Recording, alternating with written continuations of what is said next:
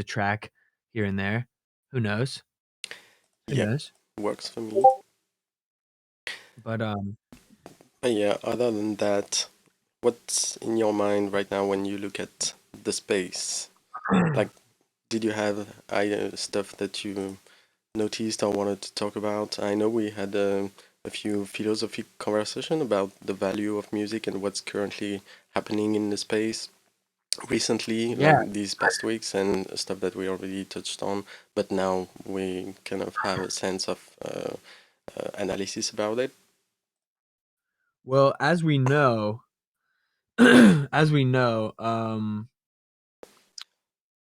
we talked about there's a few things that are on my mind, but one thing and for sure is definitely gonna be, an update on, sound, which we talked about last week briefly, but we have yet 5 more days of very successful drops and secondary sales and a few other things that pretty much just solidify what we were talking about last week, so, I'm excited to maybe talk about that, but yeah, just, like, also just the overall, like just the overall sentiment right now, I think, particularly with music and NFTs and where we might be about to be, I think everyone's trying to catch that trend, like, when's the actual trend of music NFTs gonna catch on, so to speak, Hmm. but I do believe that, like, we're very close, and I think platforms like Sound and, other ones that I think are, um, on the horizon could be the reason for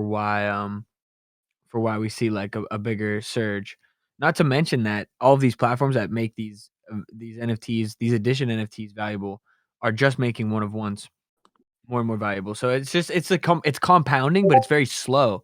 I think we have more and more people trying to get in, and they're trying to get in at low cost, and that to me shows that they know the value. They're quick to offer a lower price, but, they're trying to retain it at a certain low price because I feel like what they're trying to do is just create this, artificial floor, these collectors, which who can afford to do so, just basically buy up one of ones or people's editions just depending on the platform. So I think it's interesting to see happen, but I think, yeah, that's the biggest thing that I think is going on right now, is I just think the trend is almost here.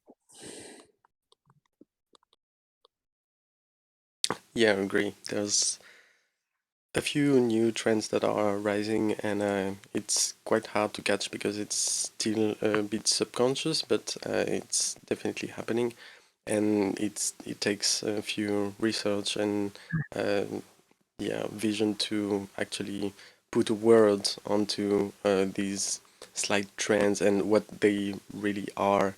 If you read between the lines, and if you need to position yourself about, um, is it something right or wrong? Because the space is so blurry, especially during this massive hype going on, that you start to really enter a phase where it's difficult to say what is, yeah, what's right from what's wrong, and there's a lot of wrong people just trying to exploit the moment to make a little bit of money and give great promises. And I mean, since being in the space, in the blockchain space since 2017, it's all based on promises, and then you see who's able to achieve that promise or not. Or sometimes you have the total opposite. You have a group of people saying nothing and just doing acts of creating a platform that works, or anyway.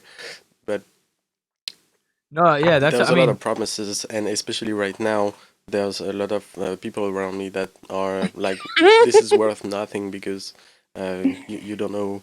You buy your promises, but what is it going really to do for you? Why? Yo, Sandy, sorry, I'm sorry, Sandy. You're you're unmuted, but that Oh was no! I knew it. I was I Please was let me get out. no, I was laughing because 'cause you're laughing, that was great. That was a great laugh. I'm just gonna assume that you were laughing about the dog thing. I really don't know, but that's just my assumption. Um, but, um But what were you saying, Mighty? My bad. No, yeah, that the space is a lot built on promises, and especially the hype is not solving that. So it's um, quite hard to differentiate what's right from what's wrong. Yeah, no, yeah, and it's a good point because, like, I was saying about sound in particular in catalog and all of these platforms, and it's like, you know, after seeing a lot of other things happen even just throughout the last week, I'm just seeing, I'm seeing it's like you just said, like, what's right and what's wrong? What's actually a good example of success right now? Like, what's truly a good example of something that's actually working correctly and for the right reasons? Yeah, As a as a to my sup. I love it. All ears now. Yeah, no. That was enjoyable though. I enjoyed that.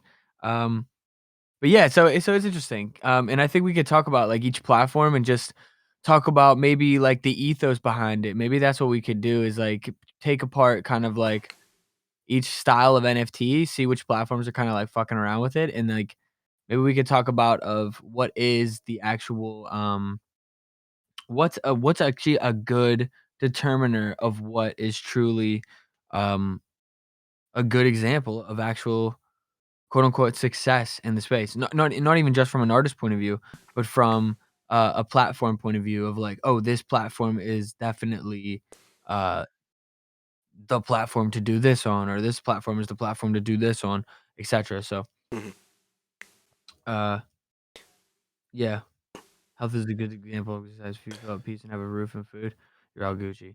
That's actually that's 100% true. And the second that any one of those three things are taken away, you recognize the importance of those three things. And I would argue that, like, the peace would have to do with, like, relationships of some sort. It doesn't mean you need to be in a relationship with, like, a significant other. I just mean, like, having healthy relationships as well, or unhealthy yeah, relationships. As long as you have relationships, it's all yeah, good.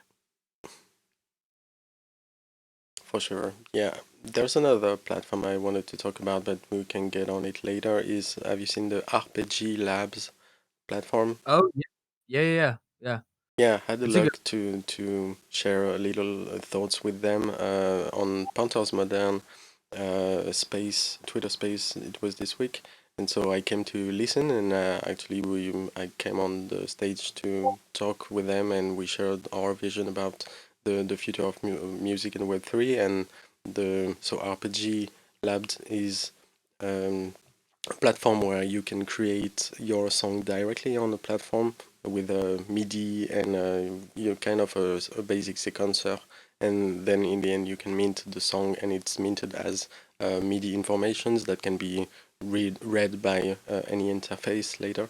And so they are at the beginning of something we already alluded, which are like kind of online DAWs, music softwares, where you can uh, so we had the luck to talk about collaboration. Right now you you connect to the platform, you make your music, but it's not really collaborative. But in the future, yeah, we talked about collaborative music softwares and based on the blockchain and stuff like that. Like tracking with the blockchain every bit of music or of information that is in the music. Like tracking the kick, tracking the snare, tracking everything, and then having people collaborate with you live, like you can do on other software like Google Sheet or Google Doc, and see multiple mouse running onto the screen, stuff like that with music. And they were pretty, hyped about that vision. This is something they share as well, and so that was quite great to to discuss a little bit with them. And I want to try the platform, but I haven't yet. I just wanted to bring it because we haven't really talked about it yet, I believe. No, yeah, I don't think we have either, and I think it's a cool platform. I think, there's a lot of limitations, I guess. And I don't like the fact that there's apparently a like randomize, so you can essentially just like mint a fucking random song. Mm-hmm. Which I don't really like that. But I mean, whatever. I also, I mean, if we're criticizing it, I also don't like the fact that it's all monophonic. Apparently, like there's no polyphonic sounds to it yet. Also just a massive Yeah, limitation. it's pretty basic, but I mean, they are implementing the framework, and so they seem to have a lot of room for improvement. So I mean, now that the thing is working, I think it will be great to see it evolve.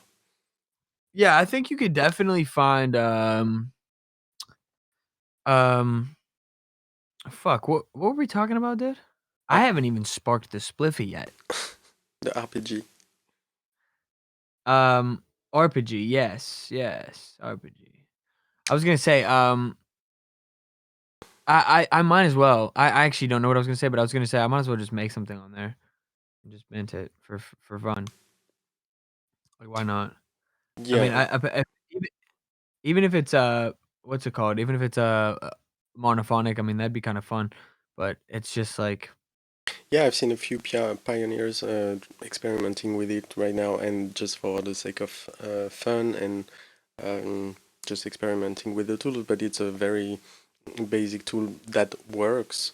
So yeah, they will probably evolve, have a lot of room for improvement in the future. Actually, I've already seen such a platform a few months ago. It was not RPG, but it was already a music software on browser based that I believe was an inspiration for RPG Labs because it didn't got quite the same success. It was, someone developing that and for the sake of experimentation. But now, like RPG Labs took the flame and made it, something that they can start to market and promote. wait, say that again. I mean, Not the whole thing, but just the ending part. yeah, the end part is just that I've seen the same kind of platform a few months ago. Oh, right, and I feel like that's like another thing that we're gonna obviously see a lot of is a lot of platforms that ultimately are able to honestly copy each other. I mean, even let's, not to get into sound, but like let's take sound for example. What's stopping someone from taking that exact same formula and doing something slightly different with it, but only better and way cooler and way more, I don't know, maybe you could say genius? Yes, but that's also the purpose of open source stuff like that. That's the story with Ik and Nunc, where anyone else can rebuild the same tools. The most important part of it is the blockchain, the metadata that are in the NFTs and stuff like that. So once these are stored, pretty much anyone can create and copycat the same platform as long as they read this particular segment of NFTs of blockchain with these NFTs on it. You see? Yeah. Um, it's really interesting to see what all is like what all could occur in terms of which way it goes. I mean, it's not just two ways, but I do see it as either everything's very undervalued or everything's overvalued. Maybe a quick segue, but I mean, it's kind of relevant. Yeah, easy one. But actually, I told you before that I had the first secondary sale on my latest single that I gave away. But actually, there were three sales happening. Uh, Oh, I checked. really? Yes, and that feeds the discussion about the pricing of music, and because the three secondary sales. So just to resume, I created 1,337 tokens and gave them all for free. Just to let then the market decide what is the price of this asset, and this asset is music, is like a traditional single from an artist. And so I distributed pretty much all the tokens, and now it's in the hand of the community, the market, to determine what the price of this asset is. And this is coming right at the time where we see successes like new platform launches. We see the success of catalog that are saying one-on-one records for a pretty decent price, and it arrives at a time where we're all trying to figure out what's the value of music. Is it based on the music itself? Is it based on the look of the platform? Is it based on the value of the NFT? Or is it a false value out of super marketing, and stuff that will not last in value or increment in value, appreciate in value? And so all these questions are in the air right now. All the space, I believe, is trying to figure out how to trigger the highest value for music and for artists, because that's the final goal, is to create the perfect ecosystem that makes the music the most valuable possible for the audience and for the artist. But it depends on so much settings that yeah, it's still uncharted territories that everyone is trying to understand what is really behind all those mechanisms on the Web3 new free market, uh, and what they are. And so right now there's kind of a speculative bubble around NFT in general, but it also affects music. And so, like you said, are things overpriced? Like seeing a track being sold for, let's say, 10 ETH, um, is it the real value, or is it something that can happen every day? Or on the other hand, with my experimentation, right now, like the very first secondary sales, so that the market decided the price of, are around $3. So I made three sales, one at three, one at four, and one at $1. And so that's quite interesting, because on this mechanism, now that the $4 one are gone, are other people going to price it lower? It determines a sort of floor price. But now these offers are gone, so there are not any copy left anymore for this price. And the next price is like $30. So anyone who wants to get that, there is no lower price unless someone decides to list it at this lower price. But um, there's quite a gap between seeing those successes on platforms, launches like Sound right now, or the average price of a record on catalog, and just me in the wild, dropping a song and let the community decide, and the community decides that it's worth $3. At first, we'll see in the future how that goes. But at the same time, where music is valued 10 ETH on other platforms, on an open platform, for me, without any artificial noise, I would say, is yeah, $3. So what the real value in between that? What are the settings that decides that is my music worth $3, or are there a better artist that I am, or stuff like that? That's a lot of questions that I already asked myself during on the traditional music industry, like having one record that creates a fortune, and then producing like 80 records that generates not more than $2,000. There's it's kind of the same question, the same gaps, but as Web3 is supposed to unlock all of this, uh, right now, where is the balance? What's the real trend behind all that, and the price of the music right now? Wait, sorry, what was that question? Was that a question? Sorry. Yeah, what's the price of music right now? How is it determined? Is it overpriced? You know, his records on catalog overpriced? Is my record on OpenSea sold at $3 is underpriced? Or what are the mechanisms behind that, etc. I think it's an interesting question with a very complex answer in reality, but because it's yes and no. It's overpriced and underpriced. It just simply Yeah, kind of depends. agree. Mm. That's the truest answer, but I think that what we see is, I mean, first of all, like, let's just break down some numbers and just start to think of, let's just, like, for a second, just assume every song has a market cap, Mhm. and that can be determined by NFTs, a token, and additions, one of ones, and a token maybe, right? And not even the token, let's just say additions and one of one. So if that's the case, that basically would mean that you can get your value out of that song via additions or one of one. I think doing both right now is asking the market a bit too much, even though I'm about to do that, but that's okay.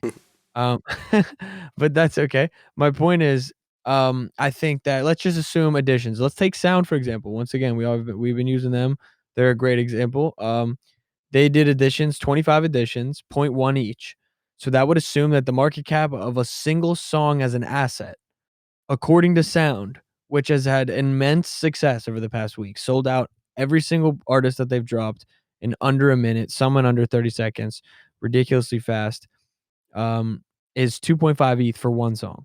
So that would mean that ultimately, if we apply the same metrics, ultimately, you would say that a one of one should be at the very minimum 2.5. Yeah. Now, when you go to Catalog, which is the one of one platform, what do we see? We see prices all over the fucking place.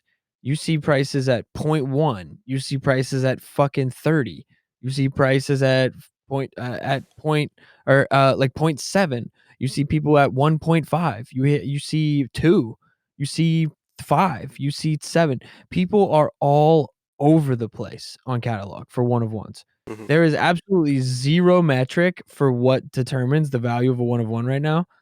And if you ask me, I think that in the majority of cases, one of ones are undervalued in the current landscape. In terms of the trajectory of where we're going, one of ones, in my opinion, are absolutely undervalued. Um, Based on what I've seen, experienced, and what I think and where I think we're gonna go. Additions are, in my opinion, properly valued. I think that the way that we're seeing additions valued in terms of like sound, for example, 25 additions at point 0.1 each, I think that's a fine price. If that NFT has long term um, access to something and has some sort of community membership with it, like that's dope. Like then that's a win. I think that's a good way to do it. So Yeah. um, I think that additions right now are properly valued. But now where just to finish on on my thought, um, I was just gonna say that on the opposite end, where we would see something that's overvalued is these very rare, like almost like statement like purchases.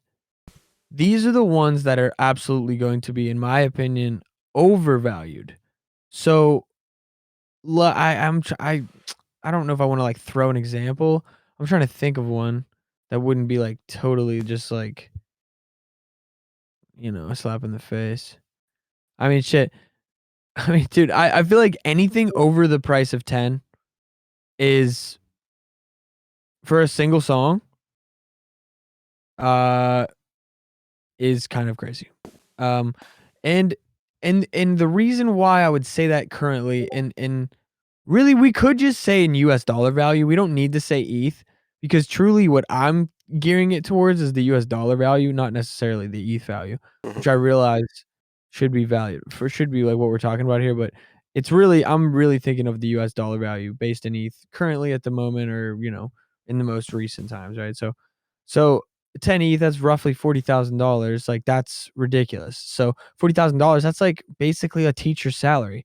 If one song can get you a teacher salary for a year, I think that's pretty legit. I think that's like the cap to me. Like that should be like the top because, most albums come with more than one song. So if you're dropping a whole album with one of ones, 10 would be ridiculous. Now don't get me wrong, if you're a massive artist, that's great. Like that makes sense. But for your average independent artist, I just don't see that as being sustainable over the long haul, especially when the supply and demand is going to be through the roof. I do think the demand will ramp up, but let's not like we're obviously supply is going to ramp up as well. And not only is supply going to ramp up, but eventually quality of supply will ramp up. And that's what's going to cause um for certain types of quality to be where the demand is, and then a lot of them are just going to get left in the abyss because they're just worthless. And so that's why I say some are overvalued. But in the overall, one of ones are undervalued in my opinion. And not by much, but by enough that I think that it's, I think collectors know this. That's why collectors are so quick to offer you a couple, Mhm. a couple, a few $1,000s for your song. Whereas most independent artists before are like, what the fuck? This don't make no sense. Like, no, no, no, this is actually what it's worth. And people need to stop flinching at that and start playing hardball. Or the true answer is artists need to start knowing their value a little bit more than these collectors. Because that's what's gonna ramp the market up if that's what you want it to be. Or yeah, eventually it's just gonna all play out. These collectors are gonna end up with all these NFTs for a very cheap price, and they're gonna end up flipping them for 10x, and it's gonna cause for a very weird spread, or they're all gonna get dumped on because the value of all these NFTs go down, and then they're gonna be mad and they're gonna fuck over probably Yeah, themselves and the artist at that point. that's a good segue actually, because you remember all the celebrities, last year that discovered NFTs for music and then jumped on with their financial power and their big team and their big names just to try to catch a little bit of the trend and just the quick money for it. Actually, made a chart back in the days, a very basic one, but saying that the metaverse culture is going to be more powerful than the power of all celebrities combined, just based on their marketing power. And that's what we start to see, where these celebrities NFTs that released all the past year have actually 99% of them have lost their value. Some of them, for example, were priced around $10,000, and they actually today worth like three on the secondary market. And most of these celebrities NFTs are having the same fate, where they just drop in value because it was based out of thin air. It was not authentic energy. Whereas I can see one-on-ones in the future being as priceful as the Mona Lisa, for example.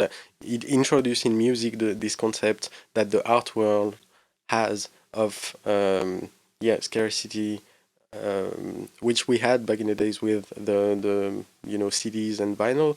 But I don't know, the digital world that we are going into, to me, makes it quite a little bit different, and now everyone has access to it. It kind of, to me, make it more valuable, uh, just because of music vinyl from the other side of the world, for example, you sometimes just didn't know that it existed. So it has more value when more eyes are looking at it, and as we're all connected right now, and that everyone has access to any music in any part of the world, then one-on-ones, the NFTs and this technology allows it to have the same value mechanism that the traditional art market has. And so maybe we can see, as it was experienced with the Wu-Tang Clan one-on-one physical, to have prices that are, off the roof for music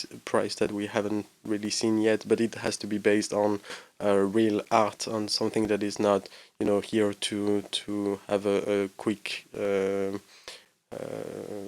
money. Right. Right. And I mean it's kind of impossible to tell Well, I mean, that's not true. I mean, after it's over, I suppose you're gonna be able to tell who's retaining and not, but it's hard to tell in the moment, who's creating what for what. It's just like and it's honestly just, like, not even worth it to try and determine such a thing because at the end of the Mm, day, the market's gonna decide, and I think yeah. the other thing is that the majority of the market is more into hype than they are into real utility or real artwork or whatever you wanna call it, like, they're into they're more interested in hype, really. Yeah, but music is hype by nature, so to speak, as well. So that's why it's Definitely, going to definitely. be more even harder to tell because you know how the life of a song goes, and it can blow up, it can stay overlooked, or it's based on hype itself, where a community just decide at some point to enjoy on that song for the next 6 months, and then the song disappears and they go to another track.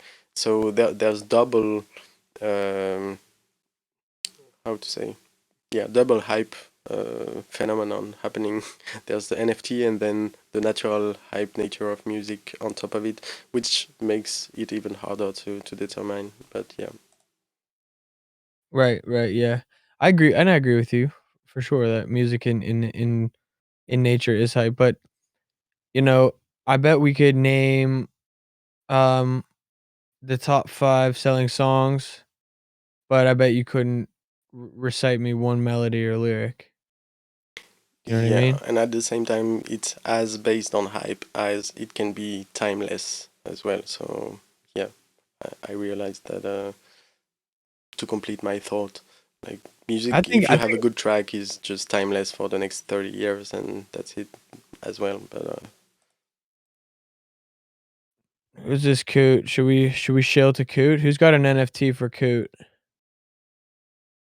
Does it say Coot? Is that what that says? I've got Is some it? NFTs you can buy. I think you have some as well. Yeah, that's true. Coot, what are you looking to get? What do you wanna get? Let's talk about it. Let's talk about it, Coot. DM me if you selling NFTs. No. We're doing this right here live, right now, or forever hold your ETH. Forever hold your ETH. That's the track. That's the name of a track. What? Forever hold your ETH? Yeah, or just That's all your actually hit. Yeah, forever hold your ETH. That's actually a great. That's it's what's a good where, line. when do people say that saying forever hold your peace or your forever hold your fucking whatever. It's Fuck. during weddings, right? Oh, during a wedding. Yeah. Big time. Dude, 2 of my friends are getting married. They're gonna propose to their fucking girlfriends in the next month. What psychopaths. What are they thinking? I mean, hey, congrats to them, you know? Yes. No, congrats to them for real, but yeah, they're, I mean, hey, not for me. Not for me personally. Not Maybe yet. maybe when I'm, like, 75 and about to die. We'll Then see. I'll pop the Q to one of the to one of them. No, I'm kidding. But, give it 7 years. Uh, 2 of my friends might be getting divorced. Just give it 7 years. Dude, that's exactly how I feel. I don't think anybody understands how long life is and how early I think it still is to, like, decide to be like, "Yeah, let's spend the rest of our lives together." Like, no, dude, like, I I just don't understand how people can't, like, think 10 years, 20 years into the future. I mean, obviously, like, that's very difficult, I suppose, considering I'm only 27, so it's like, how am I supposed to know what I'm gonna be like when I'm 50? That's, like, double my life right now. But I just that's what I'm trying to say is, like, I can't imagine locking one down for the next 27. What a fucking nightmare that sounds like. For both of us, Yeah, you know what I'm saying? you gotta let it come when you find the right right soul that you can feel very comfortable with. That happens. But No, you're right. I'm not trying to be, like, anti-love, you know what I mean? yeah, I'm yeah, not I trying to know. I'm not trying to be anti-romance now. I'm just trying to Yeah, simply say, getting married at, at an early age, I think yeah, is, especially in our modern society, I just think is mm, very yeah. reckless. And Very in reckless. America as well, I've heard stories. I was Super reading good. about the wedding contract of Kanye West, and we had a good laugh. Reading some details about it. Like that sounds like a big business contract basically, and then yeah, thinking of getting married in these conditions are pretty yeah hard to believe. Yeah, yeah. Um, yeah. But, I mean, hey, you know what I mean? You gotta do what you gotta do, and look, I think what we do for particularly in this space and here where we are, I feel like we have a little bit more of, I don't wanna use the word purpose, but, like, I just feel like we have more going on, like, this is like a full-time job just being involved with communities and just being involved in the Web3 space. It's like going to the metaverse work, like, I swear. You're always tapped in if you wanna be tapped in, you could clock in at any time, like, you know what I mean? Just go and learn and then just do your thing, build, create, whatever you wanna do, and then, decide on what you wanna do in it. So I feel like, a lot of people, including like, even my friends, sorry to oust them, but like, they don't have anything really to focus on other than relationships or betting on sports. You know what Mm, I mean? Like, I just feel like a lot of um a lot of people my age, like they just simply have given up on a lot of what I would consider to be like, I don't want to say your dreams, but like I think a lot of people just give yeah, up on yeah, do I feel the same. doing big. Yeah, they just give up on doing bigger things. So the most simple thing for them to do is like, well, let me lock down some gash for life. At least then I'll have some heroin on call. Do you know what I mean? Like, maybe that's like a bad example, but I can say that it's cool. So I feel like, yeah. So I feel like, and that's not like, it's not even like a shade. It's just like I feel it. Definitely feel it, but it's like an easy out to me. It kind of is. It's like an easy out. Like, "Oh, let me just start a family. I'll just push my traumatic failures onto a kid and onto a relationship." Like, I and I don't mean like that for everybody, because some people are ready at fucking at 18 and they marry their high school sweetheart or whatever it is, and, they live happily ever after. Yeah, no, I understand, but I agree. No, I no, that's never fucking happened, and it won't and it won't happen. I But agree. hey, I agree just for the fact that I realize how much time it took me just to learn about the world, learn about myself, learn about my skills, and just feel comfortable with both three, which is already kind of a deal in today's world. But You're juggling 3 broads right now? what do you mean? You're juggling 3 wait, I'm sorry, wait, can you just repeat that? So I can No, you may have misunderstood. Yeah, I'm just saying knowing yourself, knowing your skills, and knowing about the world is the three main things that takes. Ah, I realized all the time it took me just to get there and just feel a little comfortable in this world. Um, Coot, go outbid this dude who's lowballed me. Go outbid this dude. Double up the bid, get him run it up, because it's like, we gotta make this guy fight for it, you know what I mean? What's he thinking? That's actually the funniest part though, is like, about, if we're talking about NFTs and prices, right? It's like, every artist can determine their own price, whatever, whatever.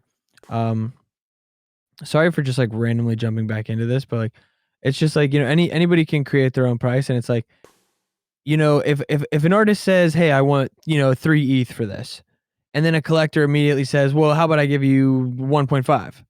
It's like, why would I want that collector to collect that NFT? I wouldn't. I wouldn't want you. You should, if you really wanted to collect a one of one from an artist, like truly, like you really wanted to, you should have no problem paying what they think it's worth. Now that doesn't mean that an artist should say some outlandish number. And if the artist does say an outlandish number, then that artist should be okay if they don't want to purchase it, right? So Yeah. I just think that the thing that I'm gonna start to see is it's almost like venture capital where it's like, you need to convince me to take your money because you're not only selling them an NFT, you're selling them access to you and your catalog of digital assets. And to me, that's valuable in and itself. The one Hmm. of one is valuable just because it's a one of one, right? You know, of course, utility and all these things are going to add up and it's going to make some things more valuable. It's going to make some things, long term more valuable, whatever. But yeah, I just believe that collectors, we should be more careful as creators as to who we let collect our NFTizzles. Do you know what I'm saying? Hmm. And that's on Bonclivity, dude. Yeah, I think there's nothing wrong with saying no to a collector if Of course, of to course, there's your nothing wrong. perspective is reaching. But you have your own logic. You have to defend it. You have to be okay with it. So of course, if you say Mm, 100 ETH and that doesn't sell, you have to be okay with that. But right. then it's your shop. You control it. If you want to throw someone out the door, you're totally allowed to. That just your and your responsibilities and the impact of your being in peace with it. If you don't fear of any consequences, or you know what you're doing, then you feel free to do whatever you. That's a great power from the Web3 is you control it and you do whatever you want. There's consequences, but if you're prepared and okay with it, then what's the problem? Right, yeah, no, absolutely. If the artist is okay with it, then that's what I mean, that's good. But if the artist isn't okay with it and they're like succumbing to the money, um, I think that's where they're wrong. Like I said, I think any one of one on catalog under 1 ETH, like, I mean, and that's fucking low still. I still think a 1 ETH one of one NFT, if you're a music artist that is clearly going to be fucking just continually doing their thing and you think they make great music, in my opinion, 1 ETH is like not is low. It's not the spot. So, to me, it should be somewhere, more along the lines of 2, 3, etcetera, etcetera. Sell him NFTs. Sell me NFTs. Coot, what the fuck, dude? Coot, I've given you your opportunity. I'm telling you right now, here's what you gotta do. You go to beta.catalog.works/myworld/con-man. Then you're gonna out offer the dude who just threw me a bid. You're going to outbid him. Out outbid him. Caroline is on the case. Caroline is on the case. Coot, what are you doing? And listen, Coot, I don't even need you to buy this. We just need to push him up. We need to push this guy up. Push this guy up as high as you can go. You just bid it. I won't even accept your bid. That way you don't lose your ETH. We're gonna fucking pimp the market, baby. Let's go, baby. That's what they're doing, guys. What I just said is what they're doing. These people who have nice networks of people, lots of money. Do you realize how simple it would be to create a false market? Very easy to me. Very easy to me. Now, that doesn't necessarily mean it's a bad thing, though. Do you know what I'm saying? Hmm. What do It you doesn't mean? necessarily hurt us. Yeah. It really doesn't. It doesn't necessarily hurt us at all. Because even if it's fake, let's just say 50% of the people get that it's fake, 50% of the people are genuinely fooled. Well, that means we have 50% more people that we can go to. Do you know what I mean? So, Yeah. Coot, dude, Coot's on one, bro. Coot's tripping, dude. It's all right, Coot. Um, I mean, like, we've given Coot the codes this whole chat, and he just can't follow simple instructions. At this point, I have no choice but to just assume that he doesn't speak English, even though he's typing in English. Maybe he's got a translator. That's my assumption. He can't understand our audio words, but he sees chats and he's just responding as best as he can.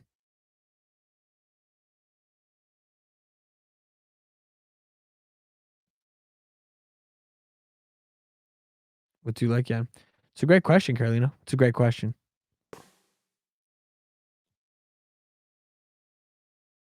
Excellent question. Mighty, sorry, what were you gonna say? I feel like I was long-windedly explaining nothing. Distracted? No, nothing. Anybody else about to fall asleep? Is anybody else about to fall asleep? Are you? I mean, it's so hard to say. It's so hard to say no because my eyes are pretty much closed right now. But like I'm chilling though. I'm having a really good time. We're vibing out. But yeah, you know what the thought I had as well, looking at this current hype, and in comparison to all the work achieved by the pioneers, or hardworking people in the space since and talented artists at the same time since years now, I definitely had the feel that they are particularly overlooked in these hype mechanism happening right now, and I'm wondering what the reason really is behind that, and so Dude. I'm sorry. I'm sorry. I'm just laughing. yeah, I Um, know. I'm really you are you seeing Coot's message here? yeah. Coot, that's just inappropriate. It can be it can have its time where it's appropriate, but I just like, as much as I'd want this to be the time where that's appropriate, it's just simply not. It's simply not appropriate. Crester.eth, yeah, like, you know what I mean? You know what I'm saying? Kressler.eth, Kester.eth, Kessler.eth.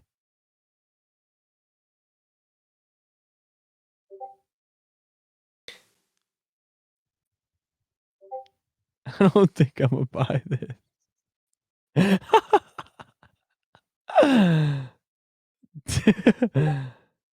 Hey, sorry, we just keep getting off track here. It's real tough. But yeah, no, I was just saying that I feel the hardworking pioneers and talented artists are pretty much overlooked in Mhm. current hypes, and wondering what This is very true. In what. fact, it makes me almost think, like, what if someone made a legacy platform and said, like, only people who were here in 2017 can mint on it? That's I mean, Yeah, dude, like, it's a great idea, and it would work to me. that that's something. Yeah, I agree. But And yeah, and because then, like, what. it can graduate every year, and then after, like, 2 years, maybe 2018 people can do it, and then Yeah, 2019 yeah, like, only the OGs, and it's so easy to tell you who has access because the blockchain will tell you. When did you create your wallet? Prove your earliest wallet in Web3. Second you do that, you're accessed. You're accessed. You're accessed. You know what I'm saying? It's yeah, that's a great listen, idea. I like it somebody needs to fucking be in here and building every idea we come because up with in here. that's what I was about to say, is wondering what's the reason behind, pioneers being overlooked while the Great blockchain, question. proves the hard work and the talent and so on. Great question. So there's multiple answers to that, but one of them, and we talked about it briefly, is, um, groups of people working in the same interest, and so creating false sense of Mm, success around certain projects about the fact that they create a team, a successful team, then it looks successful based on how they arranged their drop or their platform or their launch, and then it moves the crowd, the perception of success of the crowd to a certain direction, which obviously it's their interest that it goes toward their group. And so yeah, the hype is just following what makes the most noise, so to speak, and not necessarily what's the best, even though the blockchain can allow that in the future once it's more balanced. But yeah, it's one thing. Right, yeah. Yeah. Yeah, I totally agree. I feel like the biggest reason why we see trends and why we see certain people in the headlines, why we see certain things successful, and it's not the people who were here first, so to speak, is for, yeah, probably 2 reasons. Number 1, not everybody that was here first necessarily did things throughout the journey of their path to necessarily keep them relevant, and that's fair. But on the other hand, the other reason is because of what you were alluding to, which is ultimately that the people that were here first ultimately do know the true essence and the ethos of the space, and people who have these tight knit communities who are building and are trying to build massive things, they don't want these OGs because these OGs understand their value truly. And I think it is a means of, well, are they going to prop up someone like Connie Digital, who's not going to really, who's not going to take a shitty offer, or is not going to take a shitty deal, or is not going to do anything that's not going to just utmost give him the value that he feels he deserves, whether right, wrong, or otherwise. That's just simply what Web3 does. Or are they going to ask someone that's just joined the space who might have talent and might be doing something unique, but because he's so new, he's going to be oh so grateful to allow this group of people to then ultimately guide him, and then them get all the spoils that they want out of it as well. Whether that's just simply social credit, or whatever. I believe that this is absolutely what comes to the clivity whenever it's schlivities. Yeah, for sure. Shout out to everyone in the chat. I see Lindsay, BB Studio, Koot, and the Token Smart team. It's good to have you here. It's great to have everybody here right now. We're But just we're having such a fucking blast, dude.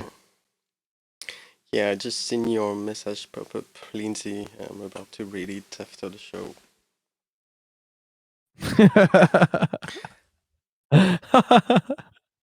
Dude, I'm laughing. I'm laughing because of Dragonate saying LOL to damn no image perms, because I pretty confident I remember I think I saw like a brief snapshot of what image it was, and it was hilarious. Hey, Coot, I don't know if you're fucking deaf or what, dude, but I've told you what needs to be done, and you're just not fucking capitalizing, dude. You're not capitalizing, dude. Capitalize. First letter of a sentence. Okay? Come on. He's not even in the audio. Damn it. That actually makes me so mad, because I'm just talking to no one. That's okay. Yeah, that can happen. Yeah, so no, well, that's actually a very common trait that happens to me. I talk to myself quite frequently. Bra-ta-ta-ta-ta. No, Lindsay, I said I saw your message pop up and I was about to look at it after the show. That's what I said. I think, Lindsay, you did message me. I'm pretty sure it said something along the lines of, um, "Don't tell Mighty, but I'm going to set a trap bomb by his door, so when he opens it later, it blows up." You didn't hear it from me, though. Okay. No, but Lindsay did say something about water and music, I believe, in some sort of research report. something along the lines of said words. Yeah, okay, I'm looking at it. There actually was a crowdfund. I believe it was a crowdfund or additions that was ultimately a crowdfund, and it did sell out. So I do believe that is maybe something we could talk about. We could maybe bring that up, take a look at it, and see what the just the Yeah, fund research. The NFTs were to fund research. That's quite interesting. yeah, I've heard about it earlier and haven't dived into it, but yeah, I saw the tweet. Research. What kind of research are we talking about? Like research into when they say research, by the way, I mean like do they understand that, internet is like $100 a month, for the fast package? I don't understand what they need uh 20 ETH for to do some to do research because a lot of things.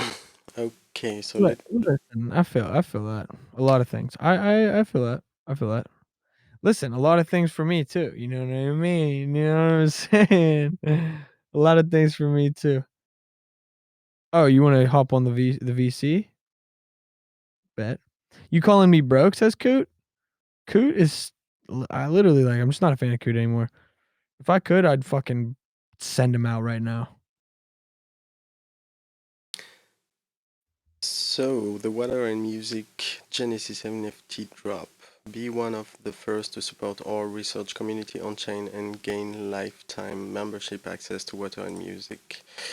Wow. Um, it would not be an exaggeration to call the rise of Web3 one of the biggest music industry stories of 2021. For Waters and Music inaugural collaborative research report, over 40 of our community members across industries, geographies, career stages, and skill set came together to try to make sense of the immense challenges and opportunities that lays ahead for music and Web3 future.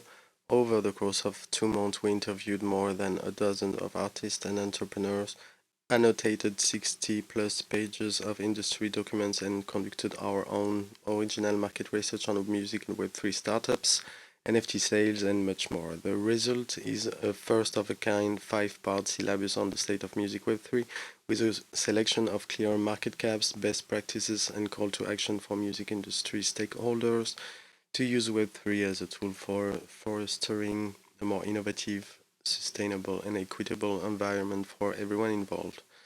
This report, which will drop over the course of 5 days, also marked the launch of season 1 of Dollar Stream, our new research token designed to incentivize and reward collaborative research and knowledge sharing and community building in music and technology.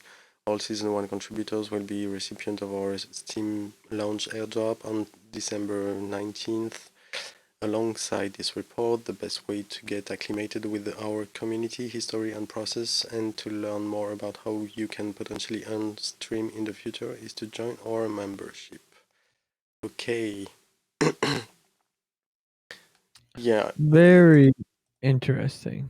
yeah, it seems like we are doing something quite similar with what I'm music with what I'm doing with the music map, because they seem to take the direction to create a database for music in Web3 and of resources and everything, but having a paid model to unlock access to exclusive articles and independent research while I'm looking to open source it. So yeah, I'm interested to follow what's going on because their work I know is great. But So that's it's like an overview of the space, yeah, so to speak. yeah, totally. And what's the price on that? I'm curious. You can have membership starting from $20 to yeah, no, just $20 a month. $20 a month. Hmm. By Buy you a becoming discount. a member, you'll support cutting-edge research on emerging technology and business models in the music industry and get access to private, like-minded communities of artists, marketers, deal makers, and entrepreneurs. I, I don't really like the idea of being in an echo chamber of artists because artists play crabs in the barrel very quickly. I mean, not saying that that's what not saying that that's what water and music is, by the way. I just mean that, I think you need, yeah, you definitely need more than just artists in communities for sure. But in terms of like thought, in terms of like ideating and coming up with like strategies for Web3 things, at least currently, because I think a lot of artists, including myself, um, we need to be able to bounce ideas off of non-artists. That's the biggest thing. I was on the call, but I missed the end of it. Um, there were some filmmakers. Oh yeah, like a lot came over. Like a lot came over from Water Music. Oh yeah. Oh yeah. We had a call that ended just then, and that's on Clivity. Someone's got to give me the answer here, because I honestly don't know the answer.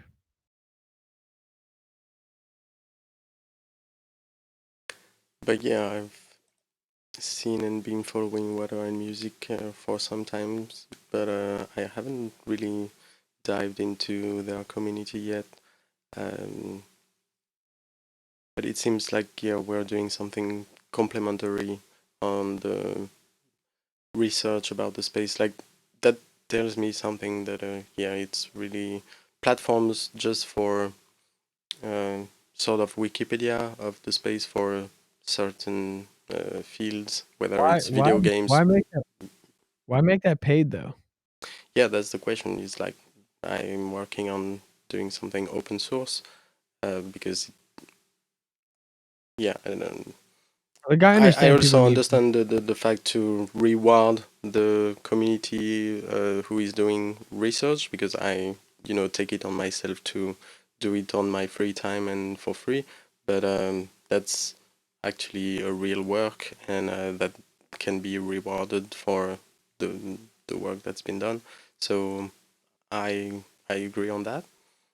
But then, yeah, having the resource uh, behind the paywall, yeah, is con-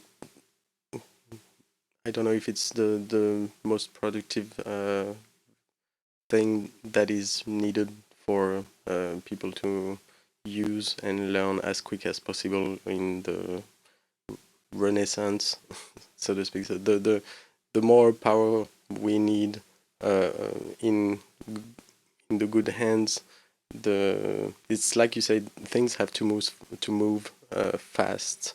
Right now, it's not necessarily about going far or being alone or being with a team. It's moving as fast as possible, and so yeah, sometimes paywalls tend, especially when it comes to research that are crucial, to move fast, and that's what I have in mind when I look at the map. Is having and turning it into a website, is having the most information at hand as quick as possible, just to be able to make decisions on a crucial time where the fastest, the right-minded people can move and act, take decisions, etc. The better hope it is for humankind, I would say.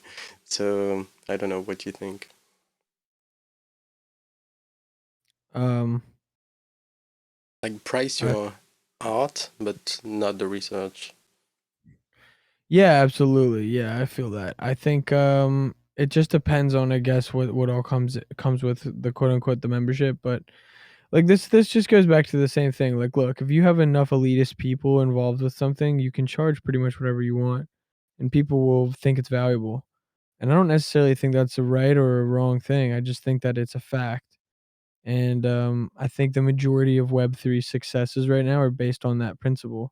It's basically the right people that are involved, and then you convince the 40% that you need to, with the 60% that are essentially just like involved because they're working on it, or they know the people that they want it to succeed for, and put all that together, and that's what basically works. So um and that's Declivity. I love how the chat is just going fucking hard right now, dude. I love it. You guys are beefing, and I want to see more of it. I want to see fucking more of it, baby. Let's go. W's up, baby. W's up. TS. TS.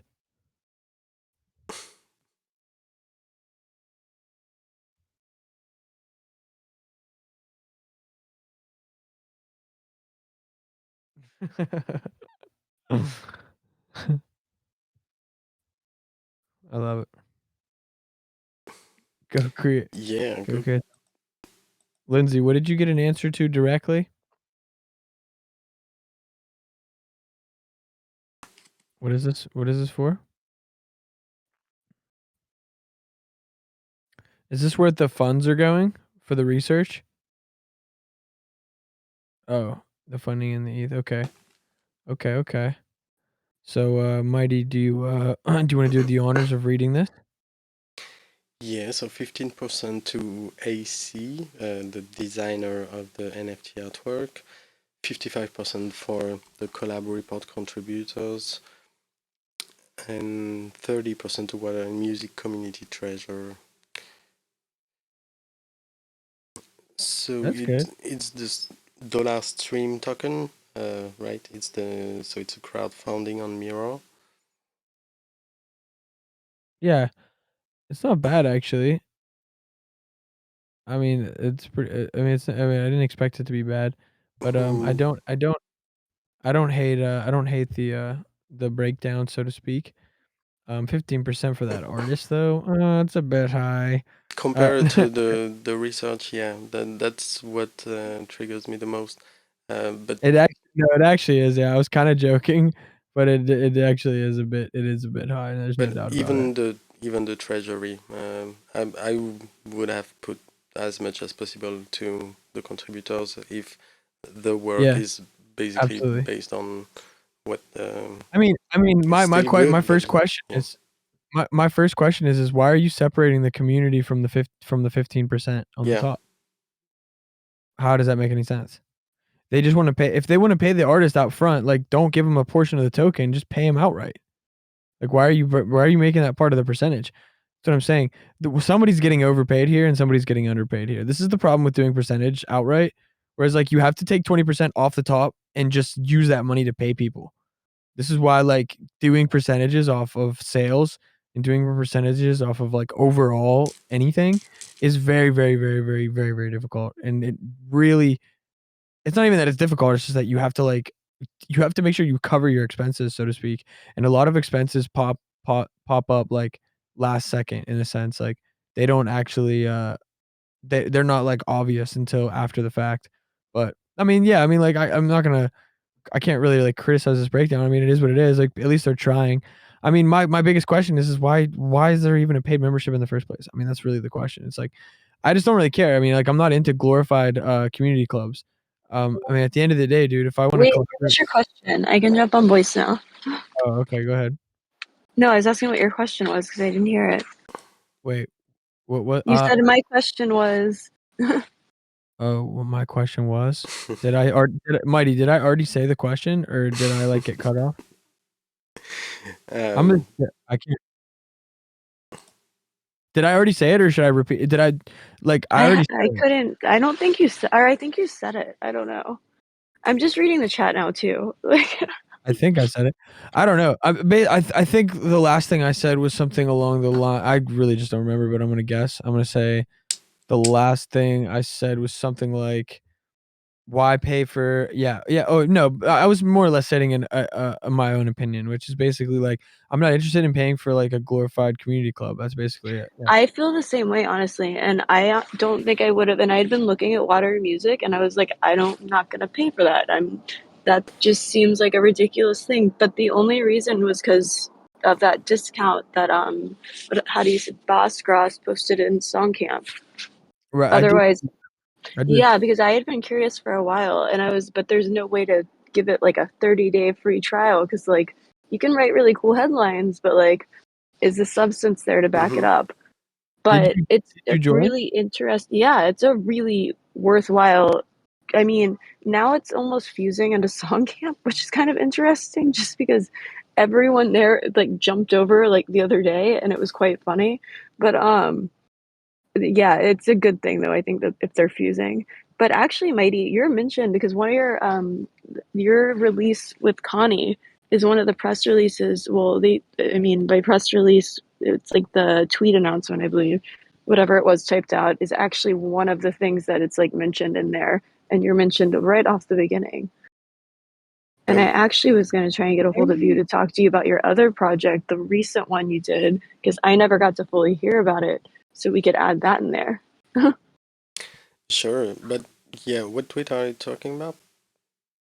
It was something whenever you went to the country house and like you were like trying out a new model of like I don't know, something I really honestly was like still kind of dead and like halfway like listening Oh, yeah, to. it was when I did a giveaway with a track, right? Yeah, that one. Because I was curious, but there was just so much going on and all over the place. But yeah, I mean, if anyone, I would want to hear it again right now. Because I'm just watching the chat fight right now, and it seems like that's all that's going on.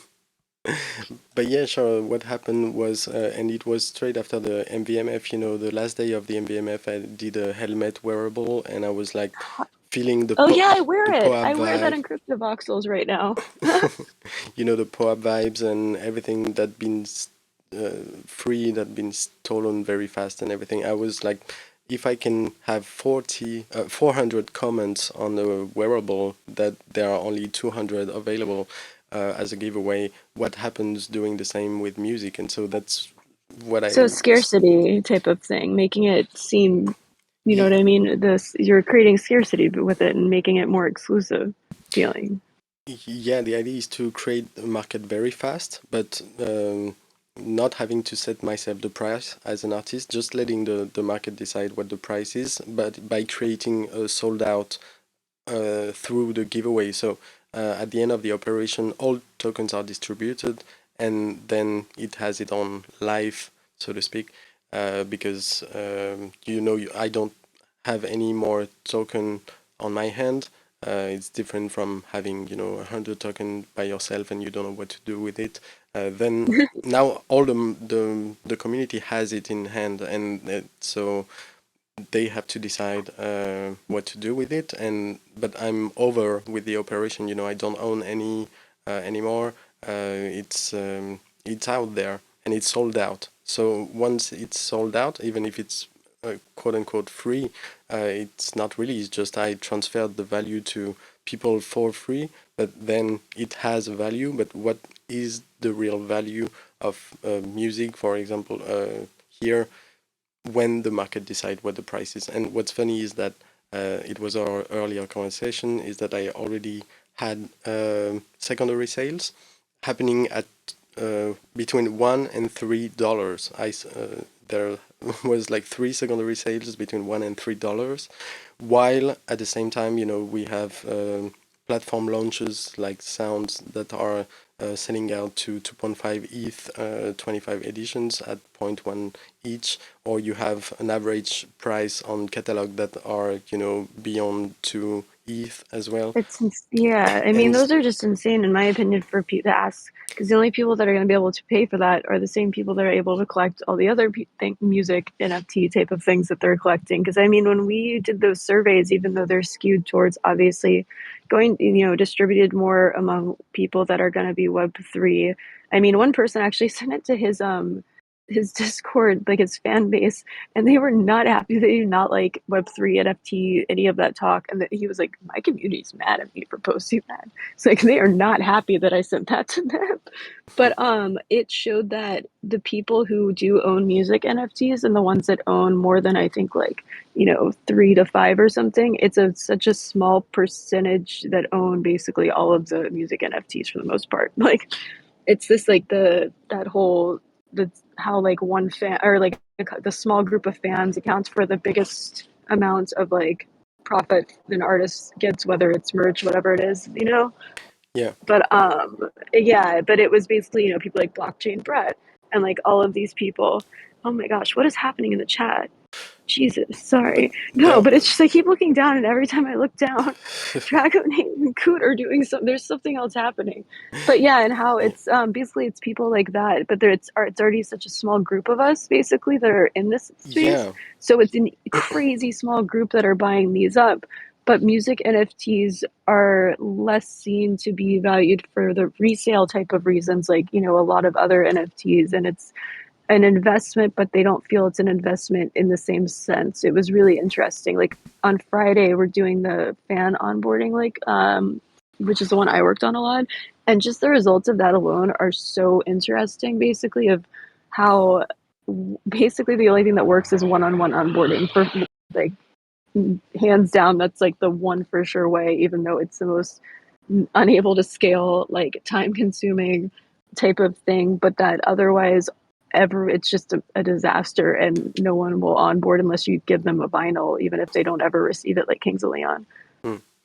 Yeah, but that's what. Sandy's right, they are sleeping on music NFTs. It's because it's they're still figuring out though, because I mean I don't have 1/8 to drop on, like, you know, whatever it Yeah, is. Like I might want it, but like I can listen to it usually still. That's kind of like the whole point of the problem, is that it's like this weird middle ground of I want to support it, but that's a lot of money I don't have to spend, but also I can listen to it.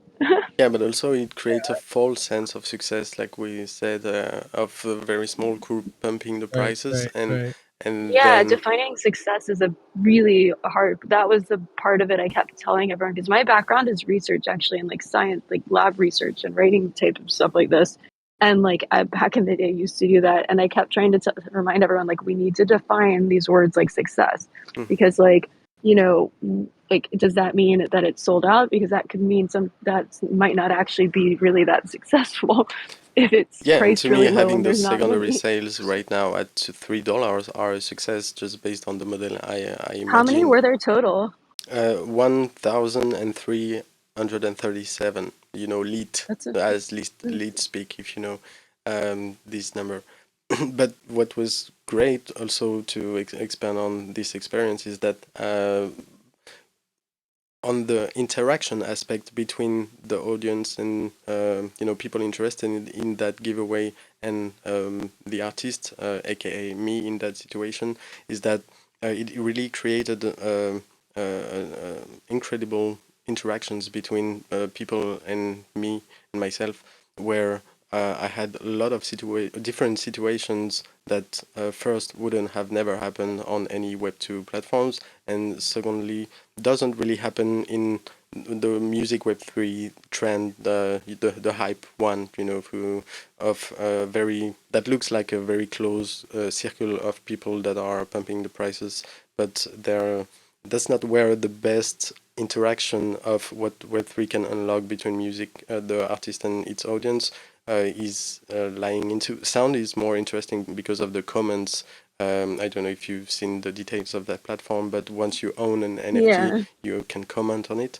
But here I answered to any every people that claim the NFT. So that So 500. engagement. It's all about engagement as the artist. That's literally what it came down to find, was that artist engagement and time spent Yeah, and basically with about their project almost was like it was correlated so much to how you saw a project do, whether it was like if a fan came or a person came yeah, back yeah, and, you know, and wanted to do more, found out about someone, or they wanted to buy something. And it was all about that's why the one-on-one onboarding has been so successful.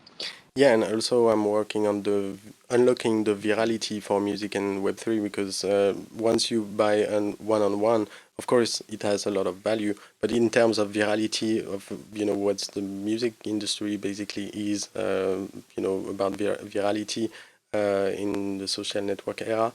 Uh, how to create virality amongst the music and Web3 space, and I believe it's also part of the reason is about spreading a lot of NFTs across the space to create a life around it and stuff like that. And so, yeah, a lot of cases where I had, people that were very happy to have it. People, it was their first NFT for certain people. Some of them sent me a gift back. And also, my perspective is Oh, to I see, love that. That's such a Web3 like community thing. yeah, It's and so adorable. also people that said, at some point I realized, because okay, that's a giveaway, I can give one to everyone, but that's not really my vision. The idea is to make the community your dealers, basically.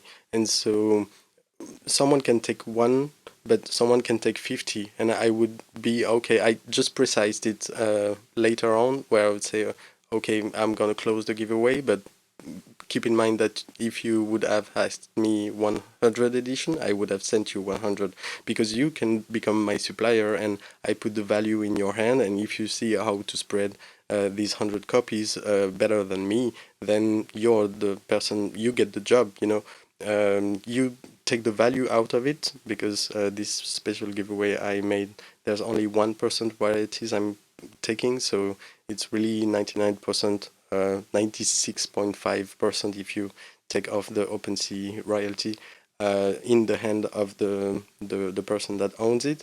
And so they can become, your community can become your suppliers, your dealers, Your distributors, your like, but yeah, distributors. that's like Yeah, stepping up. Who wants to be a distributor? yeah, And like, who has the time? It's not like shopping around and then realizing the distributor, doesn't have time for it, or has other, people that they're working with, then or whatever that somehow is messing with your project. No, that's really, really interesting because I didn't hear the full thing of all of this, but that's really intriguing. I'm curious, what the highest amount someone received from you was. Like how it's many? actually it's GB from who's in the Yeah, I chat think he's right in the now. chat. He's in the chat now. Yeah, and for a very specific reason, which I loved, and I'm about to talk about it. But just before, some people told me like 10, send me 10, and I just want to send gift for Christmas. Uh, but JB suggested, like, what if we, reward the people that collected the hip hop ads project from Louis C, one of your token. And I thought, like, okay, cross promotion between artists and giveaways like that, this type of mechanism, I don't know, it resonated with me, and I do enjoy a lot the work of Louis C, both musically and what he's doing in Web3. And so I was like, okay, I looked the OpenSea page of the hip hop heads, and looked at how many owners there were already, and I saw 115 owners, and I answered back to GB, okay, I sent you 115 copies then. And he answered me back like, that much? And like, I think he was surprised. But then I tagged Louis C to see if he was okay, because it's kind of a big deal still to, I don't want to mess with his, yeah, the, Yeah, you don't want to step on toes of someone else's yeah, project if yeah, it doesn't work absolutely. with it. And but he saw the idea, agreed about that. Also, the track, I think you heard it, is the one, the Metaverse one that I played during the Metaverse Music Festival. So it's not Oh, something hell yeah. outrageous, That one, or it's that. great. So I think it clicked and it made sense. And then that's what we did: cross promotion for every owners of hip hop ads. They received one of my token as well. Oh, see, well, I think that's awesome too, just because there's so many times things get like dropped, say like to, someone who owns something, but a lot of those things are so already, you're not gonna probably, own one of them because of pricing or because of whatever, and it's already such a exclusive little club thing. And it's really just like, okay, cool. You just drop that to people that already have essentially like those are the only people it's gonna drop to. But the cross collaboration aspect, like it helps people discover new artists and like gives them incentives to. That's amazing. Yeah, and it also designs the squad on the blockchain. Like, you can track the squad moves pretty much and create a unity between a community, and that's something that I enjoyed as well in this idea. So big shout out to Louis C and GB. Yeah, no, I didn't realize you were on the team behind this. So I'm connecting the dots, and yeah, you're doing great work with this one. So really, applause, round of applause for what you're doing here. What's the question with the HHH? What tune? Is it only me that can hear the tune on my hip hop heads, or does everyone hear Oh, it? never mind. That's what it stands for. I was like, what's HHH? Yeah, it's hip hop heads, I Yeah, believe. no, I just didn't know the acronym. Too But many acronyms. I saw on the Water and Music Report thing that they were about. They asked the question of, um, is music about to have its profile peak trend, or when I'm looking for the tab. But Oh, there's so many tabs I have open of things like that. And yeah, like, which question was it? Because we did a generative art talk. Because there's a bunch of talks and stuff that people can listen into, I believe, for free that aren't gated. mm, And that are, but the gating aspect of it for the reports, I actually didn't realize that the reports were actually gonna be gated until kind of like very, very, very recently, as in this week when they started going out yesterday.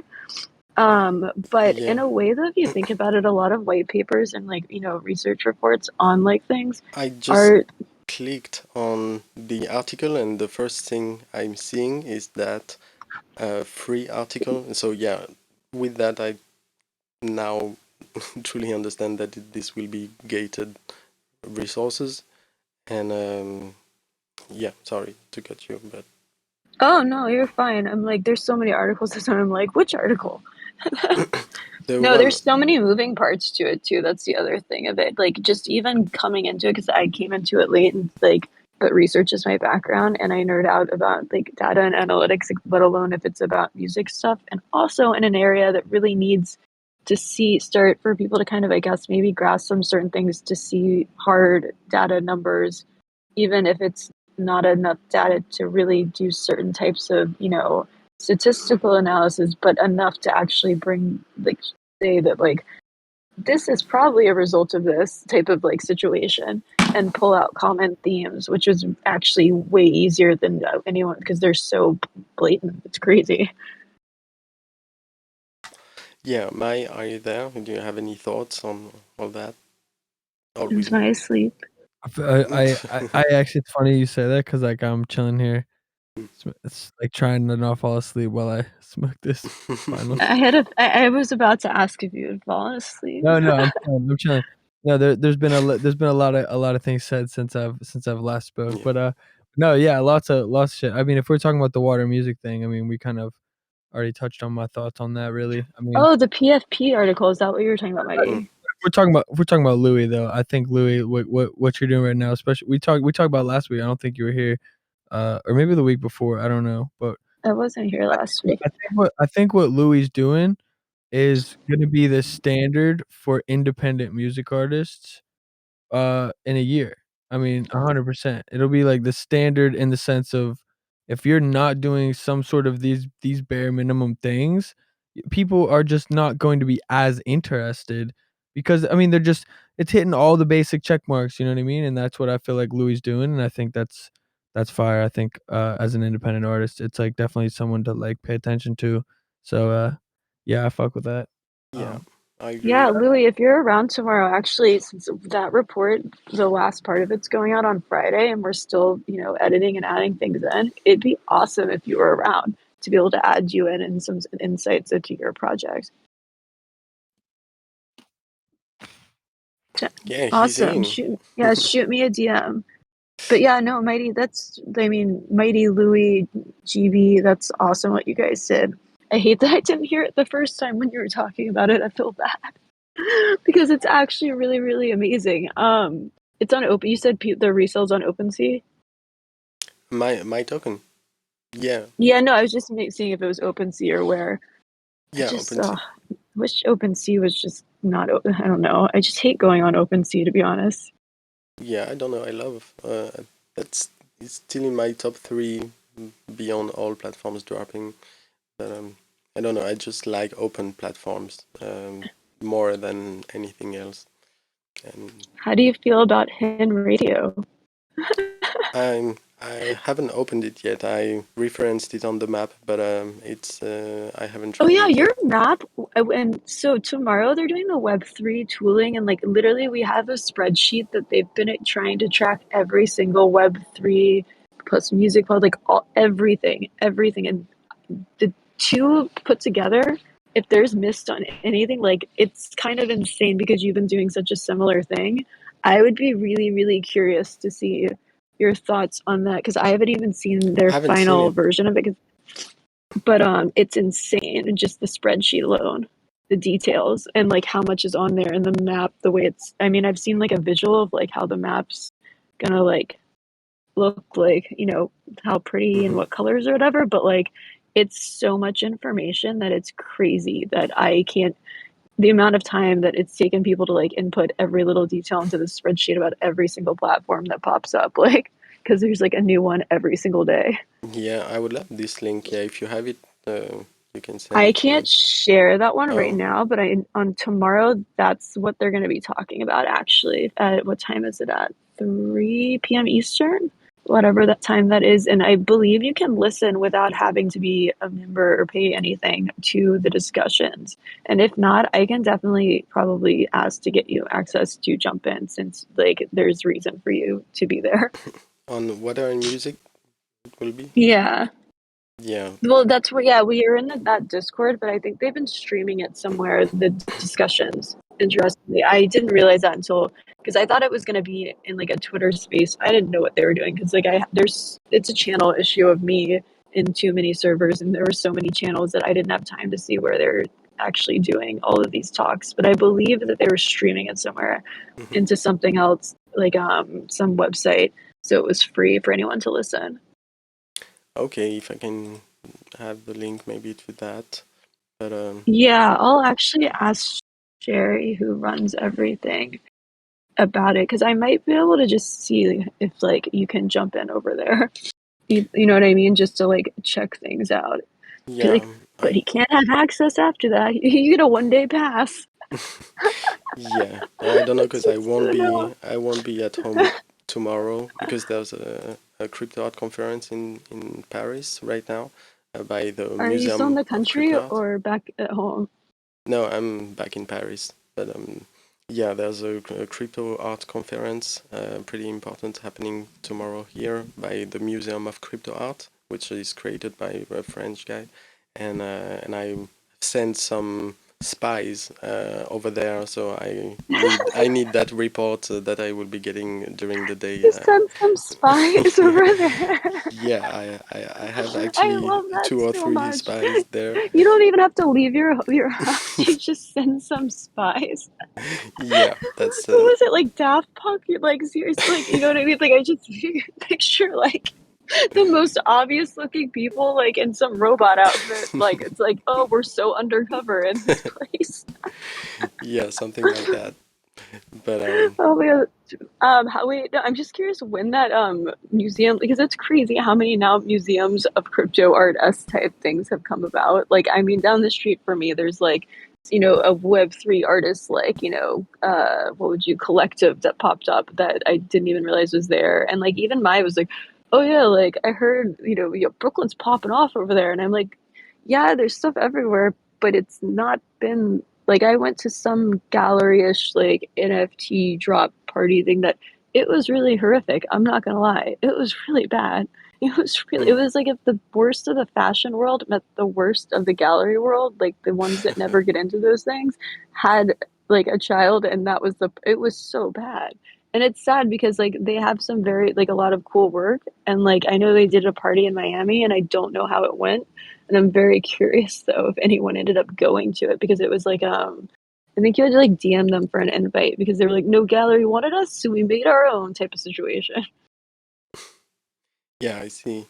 But no, here the Museum of Crypto Art, the MoCA, is exists since 3 years, and it's something pretty serious that has gained the attention of the pioneers, visual artists since 2018, and they expose, big artists like Rob Ness, Lulu XX, Sparrow, and many others that are really big pioneers in the Web3 ecosystem. I believe here in France we are going to have great energy from if the team that is being built right now, the right team, because there's a lot of I call them grain eaters. Mai knows about it, but that's not an expression that. Wait, what did you say? What was it? There's Mind eaters? What'd you say? the grain eaters. You know what I'm talking about. A brain eater? Oh, Like a great. zombie? I love this. I love this term. I love this term. Yeah, I will explain it later. But there's a real team of right-minded people here in France that are that can really make a powerful impact all across the world, and I follow it closely. And I believe it has great promises, and the Museum of Crypto Art is instigating this very real crew, and that's the one who is doing a conference right now. But there's a lot of noise around. It's like everywhere, I believe. That's why I enjoy here. There's a lot of noise everywhere about, I mean, it was metaverses like 2 weeks ago, and now, like, if you see articles, it's all music NFT articles. Like, it's really crazy. It's almost like all the journalists banded together and we're like, this week it's metaverses. Okay, now we're doing music NFTs. Everyone just, it's very bizarre, the music NFT aspect of just how that exploded in articles in like the past 2 weeks. It's almost obnoxiously like weird. Yeah, I see.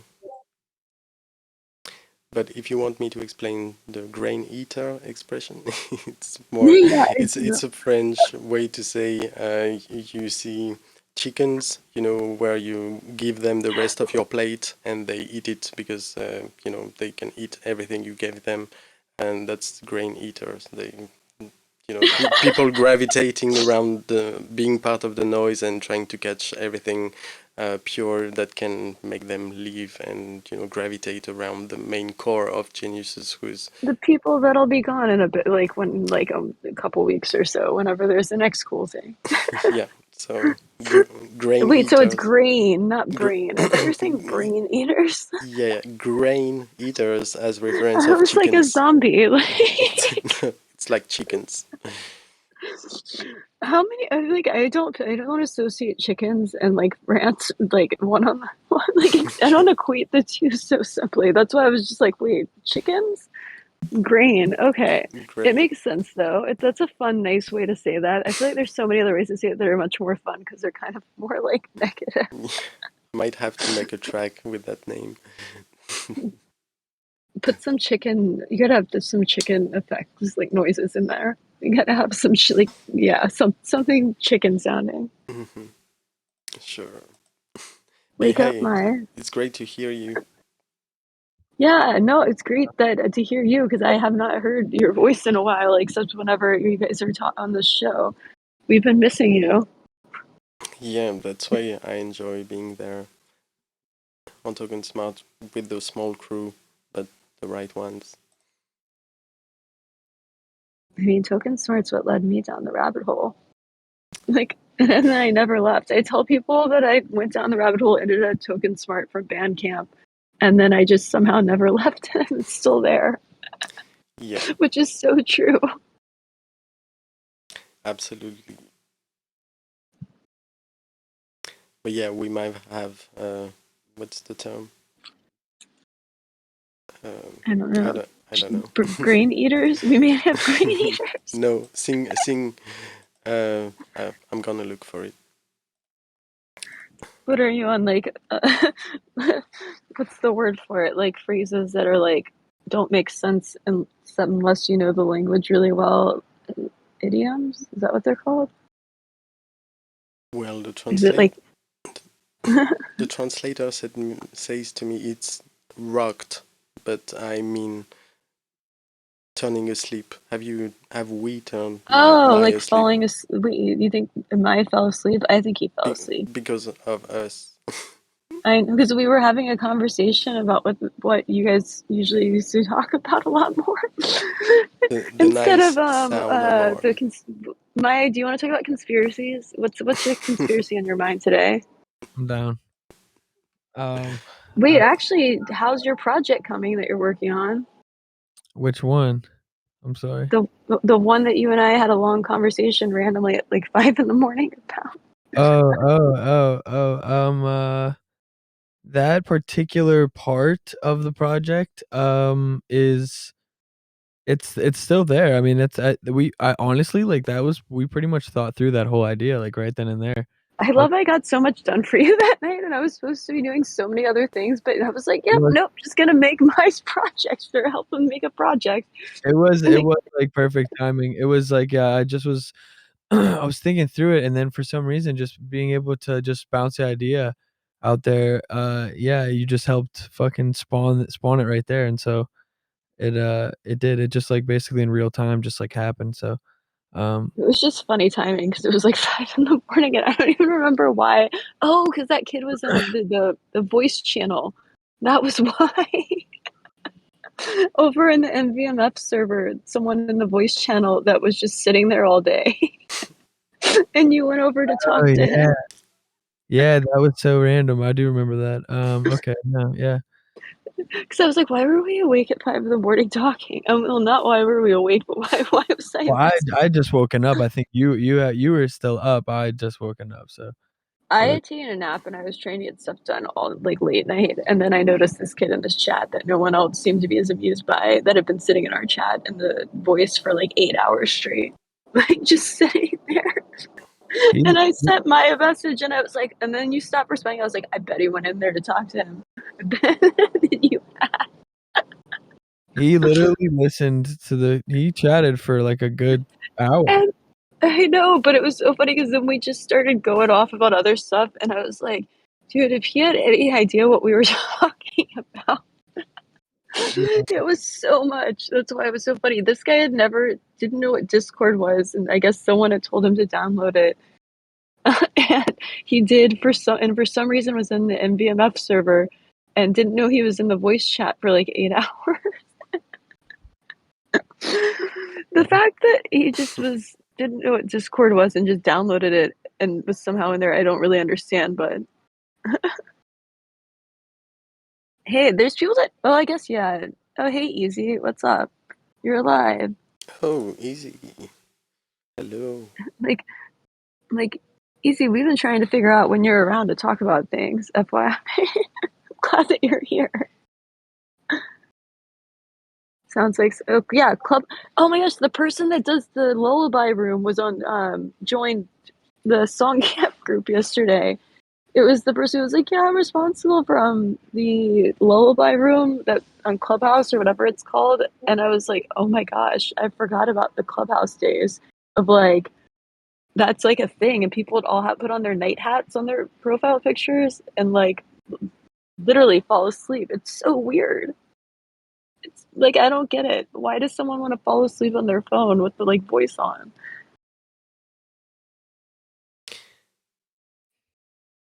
Yeah, and easy. I saw your message for the New Year's Eve. I just don't know personally if I will be able to be there.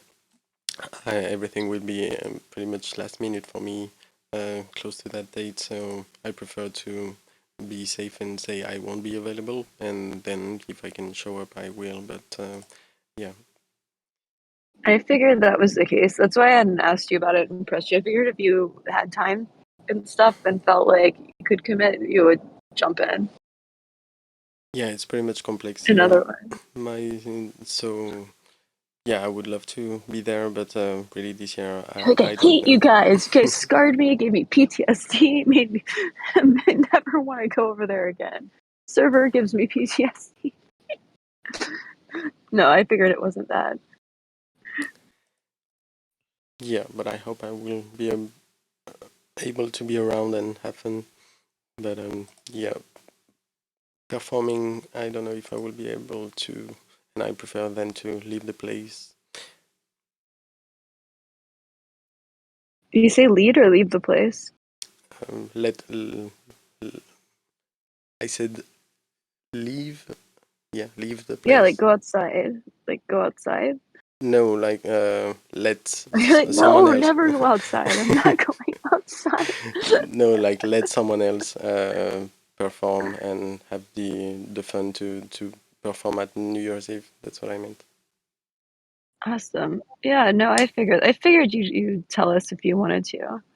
I didn't think that you would shy away from it. And like I'm surprised that Mai, you haven't told us about your hosting abilities yet for New Year's. Oh man, I am definitely self-proclaimed self-proclaimed super host, but at the same time, I feel like for this one, I'll probably just keep it Oh, pretty low. there's fireworks. Sorry. I don't know if you can hear that. Someone just started popping out fireworks crazily next to me. Sorry.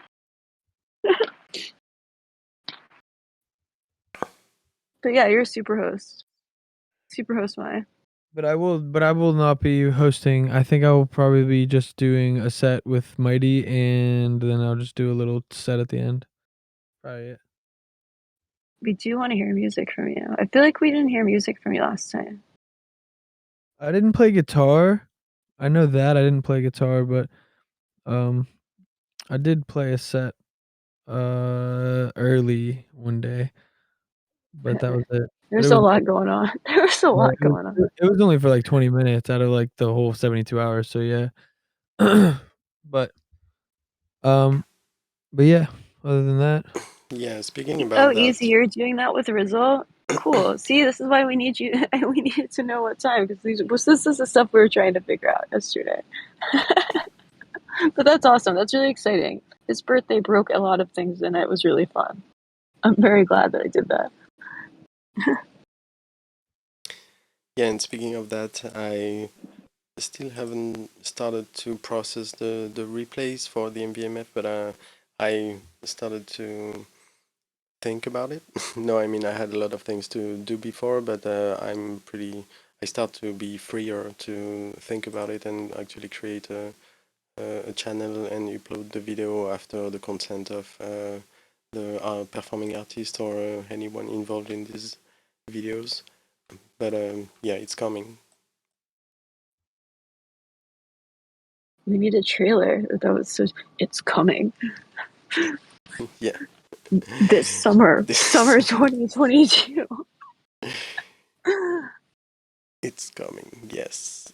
I just want to see the fashion show and hearing you guys talking over it because I Yeah. just want to hear about the chic ensembles because I was on my phone at that point, so I really couldn't see the fashion show because I was a little tired and frustrated with my computer. But I just remember hearing, and we have another chic ensemble here, and, and then this is a very from someone a chic ensemble. It was the best phrase ever. Yeah, that was very fun. It was that I part haven't made watched like I after any it was so back. funny. I haven't watched anything again yet, I but don't think I I could. I don't know I if I don't. could because I didn't see a lot of things though either. Like there was a lot of things I didn't get to see or know that happened, and like I would like to see those things. But like there were times I was on Somnium on my computer, which also if anyone can tell me how to get into Somnium on my Oculus, which I feel really stupid that I've looked it up several times and I've had people kind of explain it to me. But please DM me because I cannot figure out how to do it, and it's apparently supposed to be really simple, but it's apparently not to me. Yeah, Sandy Okay. agrees with me. Like, I don't get it. Like, I've Googled it so many times. I've also like spent time dealing with it. Have asked people, and like, it seems like there's a step everyone glazes over of just like, well, then you're just on it, and it's like, no, I'm not on it though. That's the thing. And if you download it, it's like not. It downloads a not something for Oculus. It's like the files for like Windows PC things. You're right. Boombox head might know. Yeah. Sandy, you're always smart. You're always the one with the good ideas. Or Wilson or even Musashi. I don't know. Maybe. Musashi's been in Neos. Like if you No. ask him, he'll Yeah. be like, "But Neos will do it better." Yeah. He won't answer, but he'll tell you that Neos can do it better. Yeah. Neos is installed on my computer, and I still haven't opened it, so I I need have a to. PC so bad, just because there's been so many things lately that like I keep wanting to do, and it's PC, and it's become a problem that to where I was actually looking online, like on, like I don't even know what PC to even buy. It was a sad thing because I haven't had Windows thing except for briefly a Surface when I was doing something for Microsoft for like a month or two, a project, and like I reminded myself how much I hate Windows actually using that. But it's a cool idea, the Surface. It's a really awesome idea otherwise. But I can't imagine owning a PC except I really am getting frustrated. Yeah, Costco has really good deals on literally everything, and it's kind of crazy. Like even speakers, sometimes I'll see. I'm like, how are you selling this brand, and how is it so cheap? I went on Amazon to look because I was trying to research it, and I just kind of got. There's so many laptops now. It's like, and I kind of wanted a desktop. It's a problem. But yeah, I'm a PC guy for life, so nothing can convince me of buying anything You're the Apple. commercial guy. You're like one of those guys on the commercials, like the PC Mac guy commercial. Yeah, You're the PC guy. exactly. But you make PCs seem a lot cooler. Yeah, desktop always PC. See, that's why I want a PC desktop. It just makes sense if I'm going to get a PC. So that's another thing. If anyone has recommendations for a PC that's not ridiculously overpriced, but also not going to break in like a second, or yeah, I don't even know anymore. Power spec made by Micro Center. Cool. I'm going to copy and paste this. Yeah, we're gonna get you a PC. But I yeah, know. Well, I'm I need a controller actually. So I've been doing stuff with this guy who does a whole project called Pixel Faces, which are really awesome. And I'm just involved in it in the sense that one day I hopped into a Twitter Spaces and it said like get a free whatever, and I'm like, what is this whatever type of thing called a Pixel Face?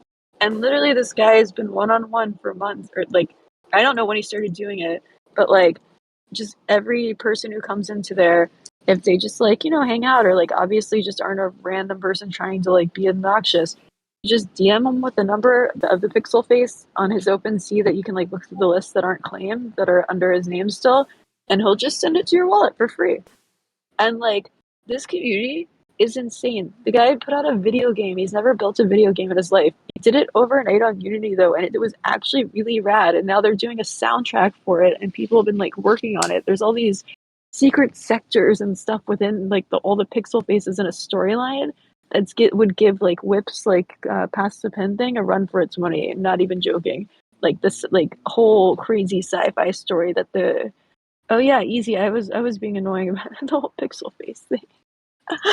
But no, they're so cool. Like the guy just did a 20. He's in Australia. He did a 24-hour spaces though, trying to like include because he works during the day. So he does his lunch breaks. He does the spaces for like an hour every day. But like he did a 24 hours one, which was quite funny. He did have to take a nap at one point, I believe. Um, the spaces was slammed easy. Really, that's crazy. That's really good though. But it's been cool though to watch like not only like was someone doing live beats while they were playing, someone else was playing the game. Like this kid was like showing off a studio who like does live beats and art and stuff, and it was really sick. I'm not gonna lie, just like that alone. But like all these other people that were musicians, kind of like that were really quiet about it and didn't want to say like, oh, I do music, kind of just came out of the woodwork in the middle of the spaces, and like we're like, well, I do music. It's like no one wants to hear it probably, but and they were like really, like the type where they're I don't know, I'm trying to think of the word for it, like down on themselves in a sense, but they really shouldn't be, and and they're scared to even put their work out there because of what people might say, but they're actually really talented. Oh my gosh! Like 4 Bandcamp listens later, there were so many amazing artists sitting in there. Then now they're like wondering if they create a soundtrack, the best way to release it on which platform and stuff too. It's and also in real life merch. That's the cool. That's literally I went down the rabbit hole because I saw actually that free room, and then I saw Metakicks. They had been doing one-on-ones for contests of pixel faces, and those Metakicks are sick. And I'm determined to get a pair of Metakicks. I see. I Not haven't heard about it. not sure if Pixel the Space. rabbit hole that I went down to start that, but if you like sneakers and video games, oh, the controller thing. Basically, the video game though that he made, since on a Mac you can't easily. Yeah, I love kicks too easy. It's a problem just because I have really small feet that most kicks don't fit me, and it really sucks because no one wants to make a size 5, 5.5 from women's. Some cool kicks, or if they do, they're like one shoe, like, and that one shoe goes quickly. But yeah, to play the game though, it's really hard if you don't have a PC or if you don't have a controller to hook up to it. So I have been annoying literally everyone, either like in every possible way I know, if I can borrow one controller from them, just one. And everyone's been like, no, I need my controller. And I'm like, but like for a couple hours, like for one night, I cannot get anyone to let me borrow their controller. And I don't want to buy one, but like at that point, I might as well just buy a PC. Like, Yeah, maybe that's it. but it's like, but no, everyone with like a game system is so ridiculous about their controllers. Like they have multiple. What are they? Are they having a party that they need all of their controllers for every night? Like it's so bizarre. And like we have a thing called Nextdoor. I don't know how. Like I don't think it's. I don't know how far that reaches of that weird social platform or whatever you want to call it. But it's basically whatever area you live in. It kind of verifies it by sending you a postcard, and it's supposed to kind of be like, oh, you can get to know people in your area or like things going on or cool, like little, restaurants. I don't know, little things like that. And during COVID, I guess that site kind of like blew up a bit. Like my mom was on it, I noticed at one point. I was like, that's weird. I was like, I did not know that you knew about that. But I just posted on there, like, literally, can I borrow a controller from someone, please? Please. Yeah. If anyone wants to send me a controller or is in Brooklyn and like, I'm like, wait, actually, Louis, please. Sorry, why are there fireworks today? Is it like a holiday? Yeah. It type PS or Xbox. It doesn't even. It can be old, new. Because I read through this intensely. The new ones, if they're like before a certain time, even if they're wireless, I think it's the Xbox ones. As long as you still plug it in, which I have all the adapters and whatnot. But like it'll work, but you still have to download the driver. But the newer ones are fully Bluetooth, and the older ones, it's the same thing, just using adapters. Just any controller that isn't a Sega Genesis, which is the only thing I own. Oh my gosh, I'm like, we'll talk more in DMs because I know you're in Brooklyn, but I think you're kind of not super near me because I'm in Bushwick. If anyone wants to send me an office chair like they sent Kane, you're more than welcome to. By the way, after I said that. I think I have Yeah, I one. never go below to Barclays. That's the funny part. I like Barclays for me is like that's just it's because the trains because you have to go into the city to come out of the city and it's just so bizarrely annoying to do that. I don't know why. Like it just seems like there should be a train that runs in Brooklyn all the way down and you shouldn't have to go into the city and out of the city. Okay, what is Bing Bong? What is Bing Bong? Everyone keeps saying Bing Bong and I don't understand it and I've asked so many people and they just laugh. Yes. Sure. I don't know how to like if I have to do anything. I hear like Louis knows. It's so like ominous. What's the Bing Bong? Is that a trend right now? I don't know. People just keep saying it, and then they all giggle, and I'm like, haha, and I'm pretending that I know what it is. And then I was like, I don't know what that is. Let me go to the screen share thing. If this is something like I don't want to watch something, I'm gonna be upset.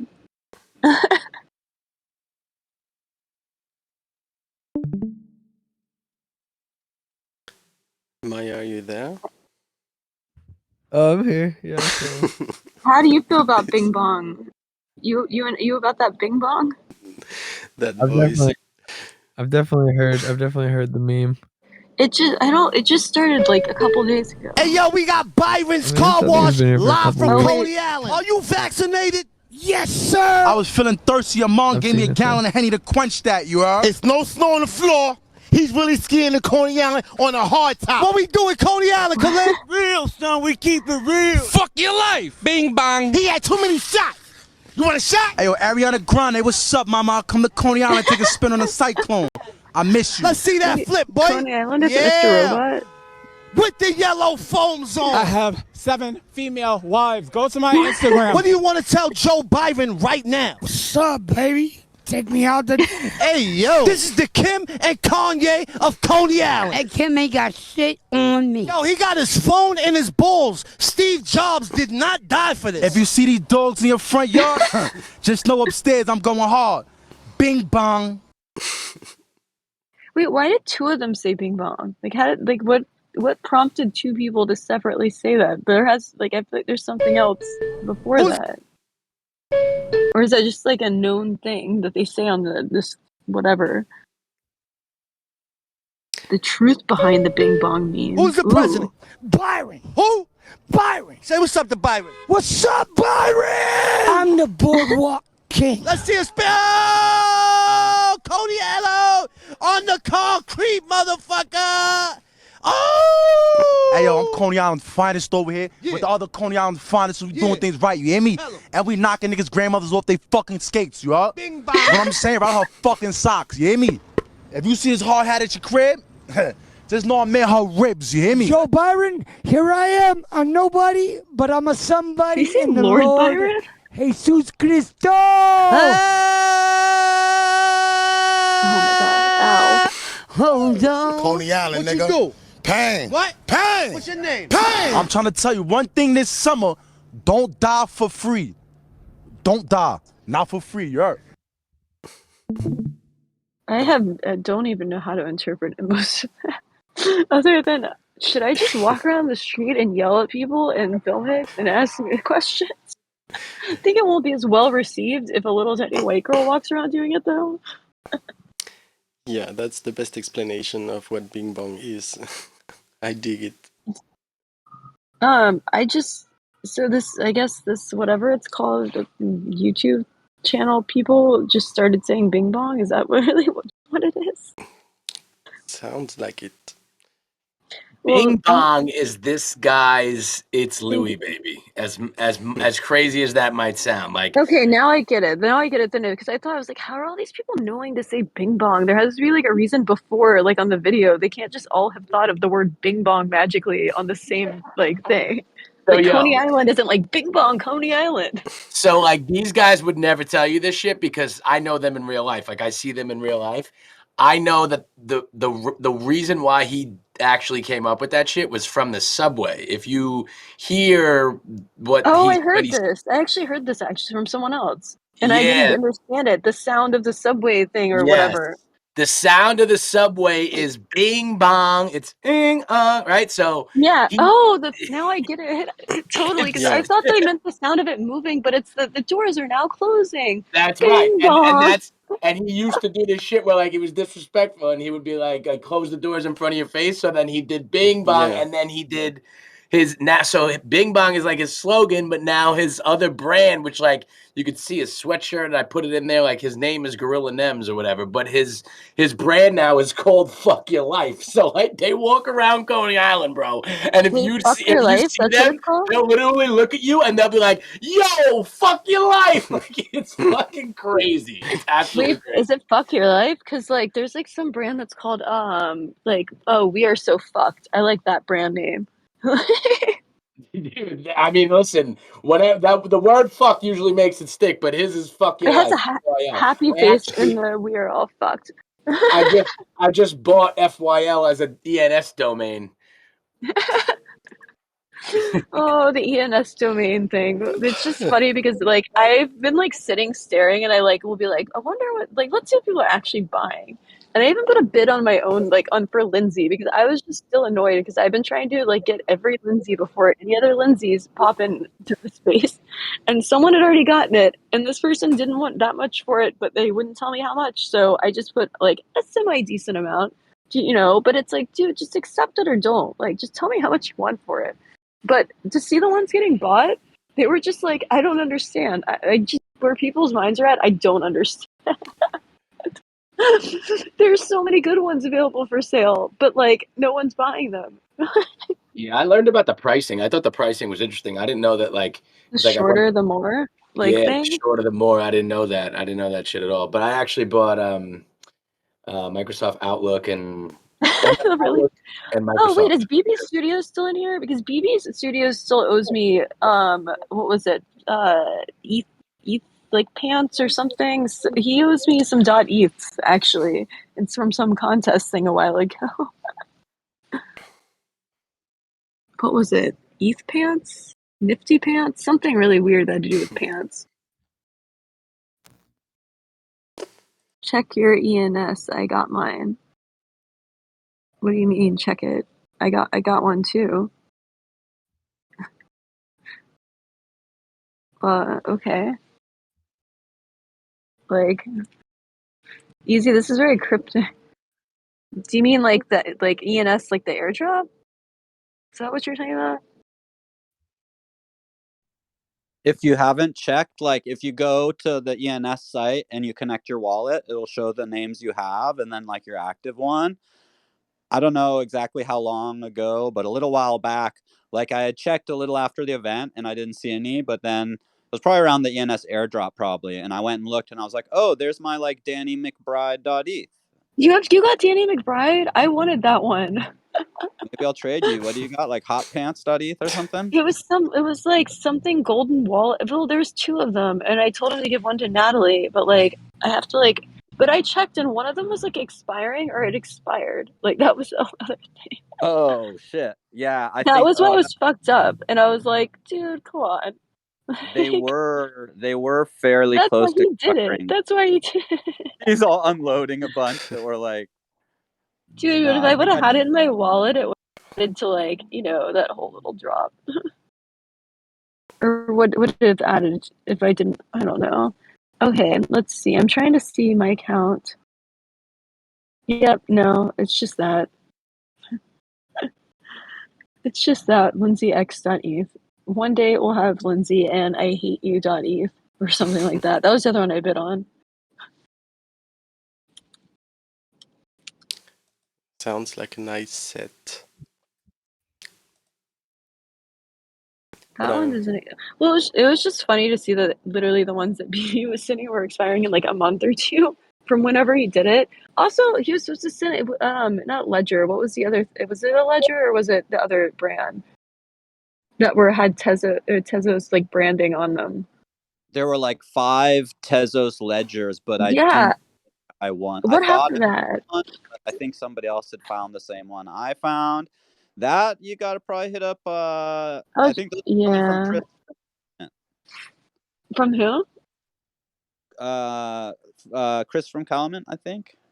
Probably. It's just one of those things where it's like, like I'll maybe one day I'll do it. Because I don't remember until like times like this, and then I'm like, I'm just gonna complain about it some more. Ledger Nano, I got one. I got a Ledger X. Want to be friends, GB? We're already friends. Yeah, get your Nano, folks. I love that Maya's asleep. I'm chilling. I'm chilling. I know. I'm trying to think of like, I'm like, what conspiracy is the biggest? Like, what's the main one that you're really bothered by right now? That you're just like, oh my god, it's everywhere, guys. Like, I don't know how you don't see it. I mean, shit. I mean, it's a bad. I feel like it's just like a loaded question. You drop a dozen, I'm sure I could. Yeah, I mean, you could say a same. bunch, but at the same time, it's also like I just don't even like the question because it's like, what conspiracy? I'm just curious. No, I know. Well, yeah, I'm calling it a conspiracy theory and that makes it already sound bad, but it was more so just to wake you up. I feel like well, you woke me up slightly. Yeah, no, it was more so to be like, say something that you find interesting. That isn't something like sling shlong bing bong. Like, there's really nothing I could say that would be shocking that wouldn't just like trigger everybody. Trigger us. I'm like in a mood of like I don't know. I'm very calm for some reason today. I feel that. I do feel that. I mean, my name could be triggering in some respects, but I feel like I just picture some metal person that's like, I am Max God in like a metal voice for some reason when I read it every time. I don't even read the words of it. I just read it out in that voice in my head and had some. It rolls off the tongue. It honestly does. Well, it sounds like you're gonna go vaccinate everyone's like in like a very aggressive way and like throw needles at them. Like I'm Vax God. Right. Now imagine if it wasn't in an aggressive way, but it was like mentally aggressive in a way that you couldn't even tell. So like a war on the mind, but giving you back like being like, here's your vaccine that you wanted, but I aggressively mentally made you get it that you didn't know realize. That's a good way to yeah. Oh, come on. Like, Okay, like yeah. mind fucking people basically into like Yeah. convincing them that they want it.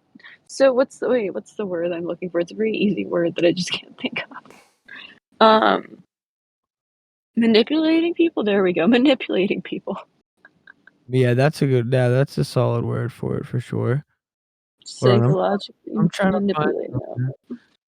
I'm trying to find something that would be good if I can find it. I just don't know if I actually have it. While you look for it, I know you didn't really ask me, but even though there's many conspiracy we could touch on, the biggest thing I have in mind coming next is, I believe, supply chain problems, like something It's been. big. Yeah, but something to crash, like something Oh, around I'm those waiting lines. for that, honestly. Like, honestly, I feel like a doomsday prepper mindset, honestly, these days. Because I'm just like, when is it going to happen? And even so, my parents live in Texas. And like, with the whole, when the whole freeze thing happened.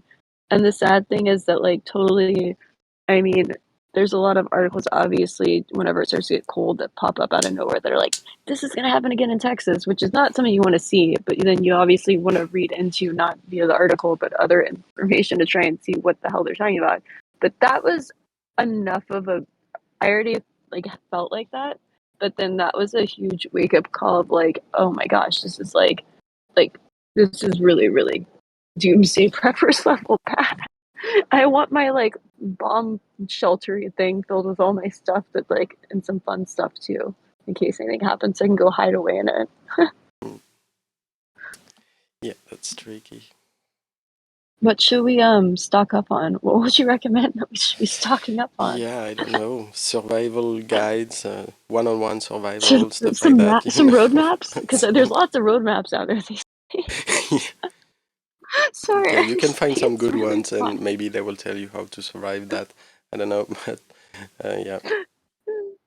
No, just every project's roadmap. I got so tired of seeing them, and I was playing with pictures, making a white paper that was literally just a piece of paper that was white and said Yeah. paper on it. And then I started making a roadmap that was just like stock images of couples like with maps driving around that looked confused, and it was very amusing.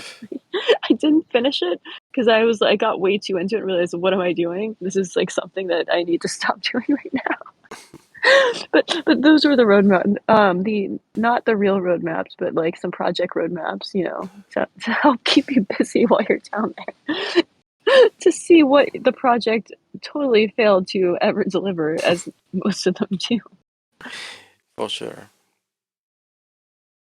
We should play a game of that one day and have a bunch of projects and be like, which one actually was the one that came through of the most stuff. Yeah, like I have a the meme thing. simulators. The blockchain project simulator, only available on Oh my PC. god, that would be funny. It's like a band name generator for like certain genres, except that it like creates like a made up project with like a made up white paper and roadmap. Bullshit. Yeah. It would probably be pretty simple to do, but I would be very amused by that. Yeah, sure. Like those farming simulators or flight simulators you have on PC. Oh, there's actually, because I was talking to someone about this, and I think it was like Prebes or something, and like I was like, how is there not like a very like well known, because there probably already is, but like Onion types like editorial thing of like for all of this like Web3 crypto, all of this, even though all of it would sound so real is the funny part to make it even more ridiculous, because some of these projects you're just like, wait, what? But I think I found one and it's hidden within an actual thing, and I would have to look it back up because this person definitely the headline was something about Ja Rule, getting into blockchain, like getting into crypto, starting his own thing, and you're like, this has to be fake. Oh my god! And then you start reading it though, and it's written well enough where like it comes across a little normal at the beginning, and then he's like, yeah, and there's all these quotes in it that are so funny though, because they're so obviously fake. It's so ridiculous. No, it's actually, I can't be real, because he's comparing it to how, like, there's jokes in it towards the end of, like, the sandwich picture, and he's like, people are saying, like, I'm not gonna send you an ETH because I don't have any ETH. Sorry. I left my ETH at home. But the wacky face makes me kind of averse to wanting to send anything. Sorry, AF. But yeah, no, basically there was this sandwich thing, and it was like there was a picture of like the sandwich, and I was like, oh my god, they're feeding us this at like Fry Fest or Fire or whatever it's called. And like then there was someone else who was like, they didn't feed us. He's like, well, which one was it? Okay, like you can't be fed sandwiches and you can't not be fed at the same time. So like there was so much misinformation about it that, guys, it was out of control. That's how I know that it was like definitely made up. But it was so funny, and I started noticing there's all these articles like within this actual other publication of this person just writing fucking weird, made up, hilarious things. I need to find it. It was so amusing. I went down a rabbit hole of it, and I tried to find the author, but I think he's totally using like a alias. But the fact that people, I don't think have realized that they're jokes. Crypto.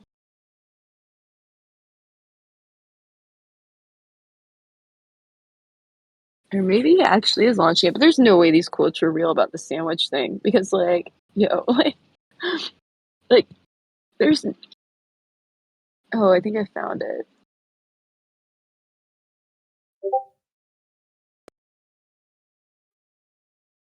Oh yeah, because it's called, the platform alone on this is called flipkick.io. I don't think it's real, and the picture that it shows, it looks like someone literally generated it in 5 seconds. Just everything about it just is so absurd. Let me post this link.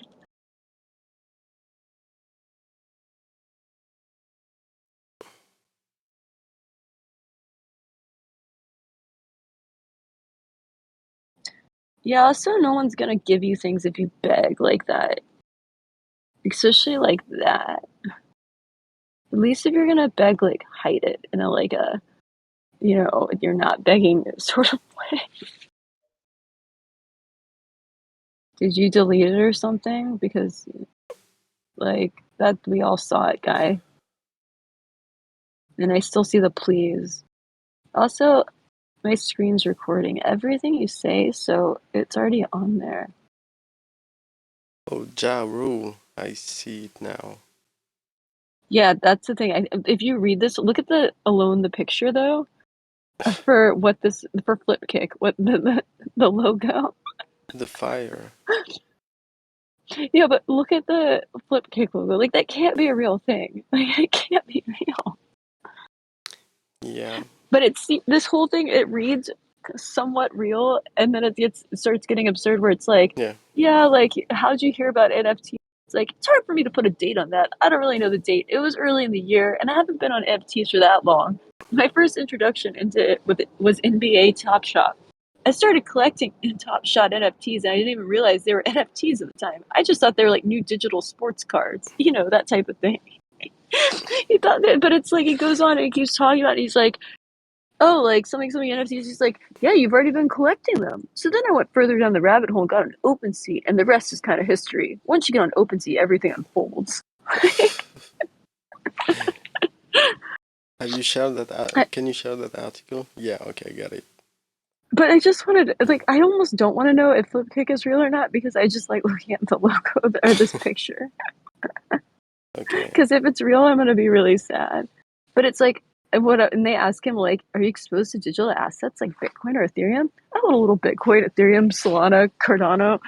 I actually have my own cryptocurrency. It just keeps going on until it becomes ridiculous towards the end once again. So if anyone from Flipkick, oh my god, it might be real. Yeah, it might be, but I see what you mean. But this is a funny ass Yeah. article, though. Like, that's the thing. Like, it's the writing of this just seems like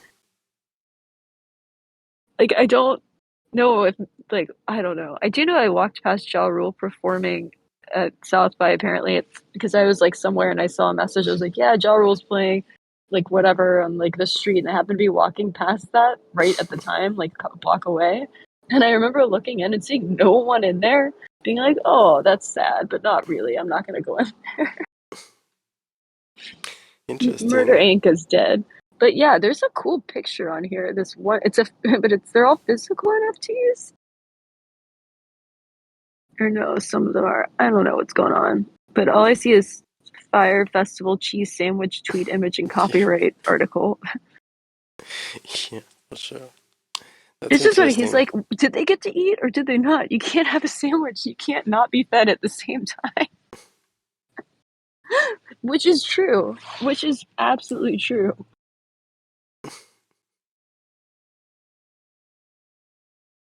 Yeah, the picture of Yeah, the sandwich yeah, is Louis, that's so terrible. true. That's why it's so funny. Like, it's just they blatantly like go at. It's one of those things where it's like almost like you wonder if like the person is just like slow and doesn't realize that like at all that people are going at them, but at the same time, dude, AF, what are you doing? Like, come on now. Like, why are you here? Just to be annoying?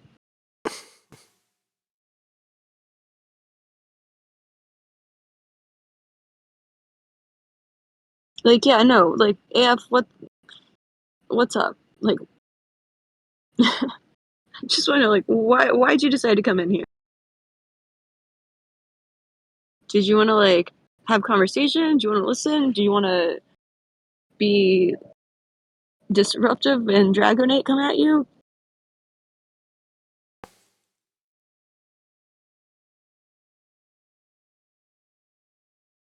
Or is he even in the voice? I don't know what his little. No, Yeah, of he's course he's not. not in the voice. AF. No, not that person. Yeah, I might soon have to jump off, but Yeah, I probably think, yeah, Easy, we should probably talk too if you're still here. We did Carolina kick him out. Thank you, Carolina, for doing that as you always do whenever people are in here. Yeah, it's the second time. I almost said, like, get the fuck out too. That was about to be the second person today I said that to. Dragonate, you're just evil. So evil. I love it. I'm out, but yeah, definitely. I'll hit you up and I might just have to send you my number because I have to get off Discord at times and that's the only way to reach me sometimes. And we don't need lame ass peeps. But yeah, Easy, if you want to talk after this, I think Mai's already asleep and Mighty is jumping off.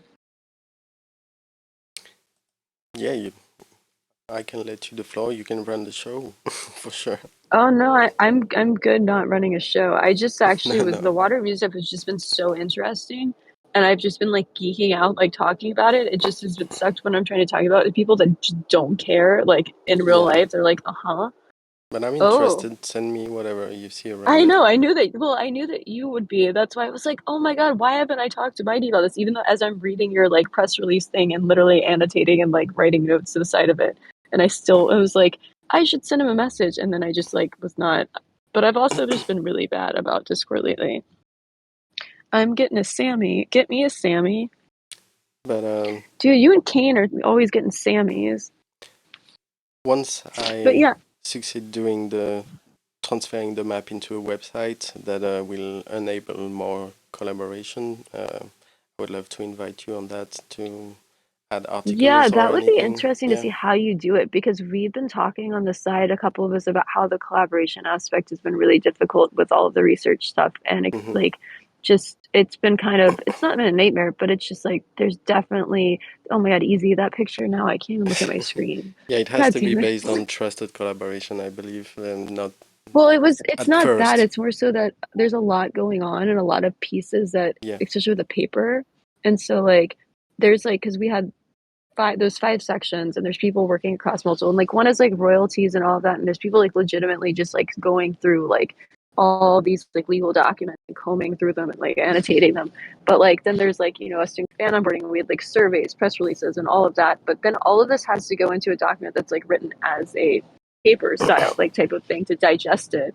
And What so like that part actually was the difficult part of like, trying for everything to sound together and like same, not like 20 people wrote each section. Like but and it's actually something I know coherent. that something I know I just recalled is that like 6 months ago, one of my spies, I would say, no, yeah, one Well, of how my, many spies do you have oh, going on? a lot, but no, yeah, Where one are of they my just friends just in France or sent me, do they make it out? Are yeah, they online too? Should I be watching out for these spies? everywhere, every. I'm joking, but Are the yeah, I spies remember actually you in disguise?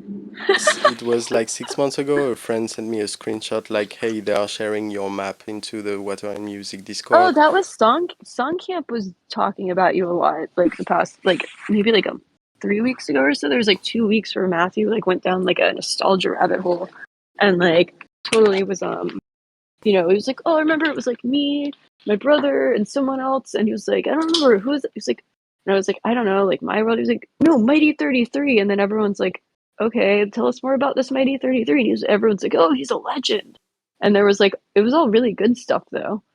And everyone was like, kind of like freaking out, being like, how is he trying to map all of that? That seems impossible. One person was like, that's impossible. I don't know how he could do that. And I was like, well, he is. Because I was just really annoyed at the way that it was said, because it was just such a like comment of like, it just sounded whiny, even in the typing of it. I'm not gonna lie. Yeah, I start to onboard collaborators, but yeah, that's happening. That's we've been doing that with our own hands, but yeah, that's another topic. But Yeah, that's a big I long topic. never. I'll send you the thing for tomorrow. I'm gonna write a note right now to remind myself about that. But also, I might have hit you up with questions. Hold on, mighty. See, I already almost forgot. Oh, what was it that I was writing down about? Oh yeah, this stuff. The most recent thing with you and Louis, because that would just be rad to add into. Because just like it's since there's so little examples of things right now, just because it's so new. The Mhm. more that we have to add in to like show anything, whether it's against what we found already or for it, or just totally out of left field, it's better than, I don't know, just coming from a research background, it's like always better to have more data no matter what. Yeah, but Even if it's not what you want to hear. yeah, no, I definitely agree. That's why I want to make the site as well to highlight new data reading between the lines. But anything I can share about my experience, I'm always open. Yeah, I was trying to open up really fast the Google Sheets that we have to see even like how ridiculous of a list it is for the Web3 thing. Like, oh my God, like the Web3 tooling map, like which is just, But yeah, and then there's the music Web3 utility chart. Oh man, all these charts and things. what I wanted to say is I bet that what they are doing right now, what are in music, I cannot really believe that they have not been spying and then giving a service based on the my research or the map in general. Like they had it 6 months ago, and now they are doing this paywall research about music and Web3. So what does it tell you? Wait, so your spy said someone that shared it in that Water and Music? Yeah, they were sharing the map, the my map 6 months Oh, ago who was in it the that was Discord. sharing it?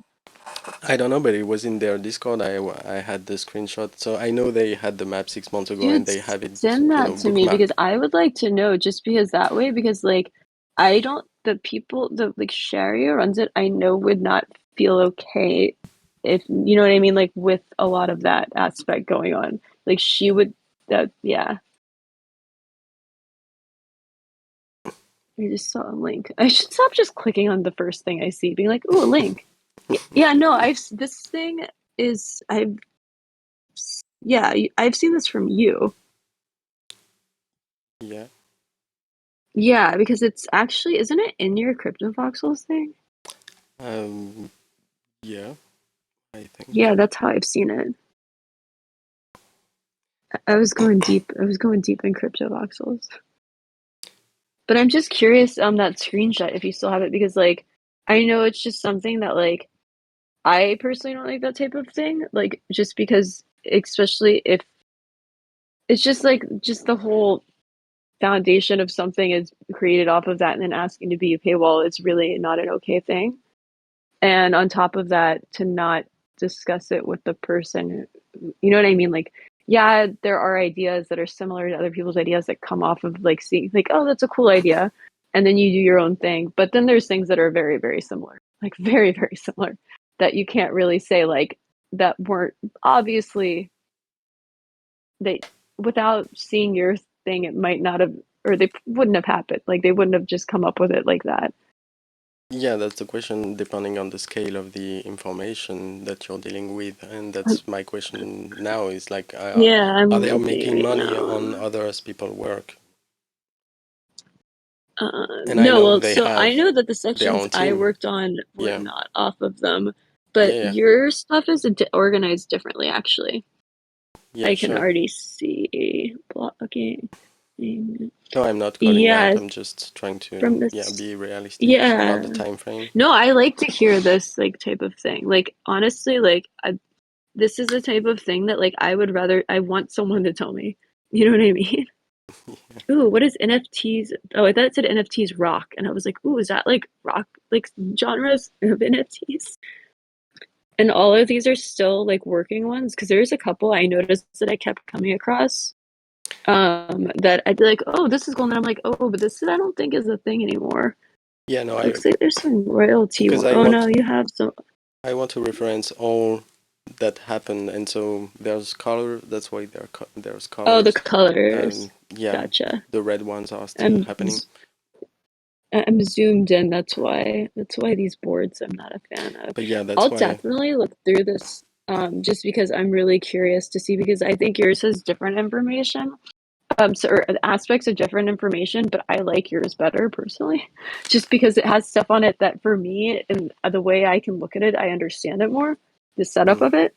And you have like communities and like all these different things and other aspects that are not involved on, I don't think, theirs, to be honest. And well, I know that those aren't on there, but like, let me go back to their page that I have. Yeah, because like, what is it?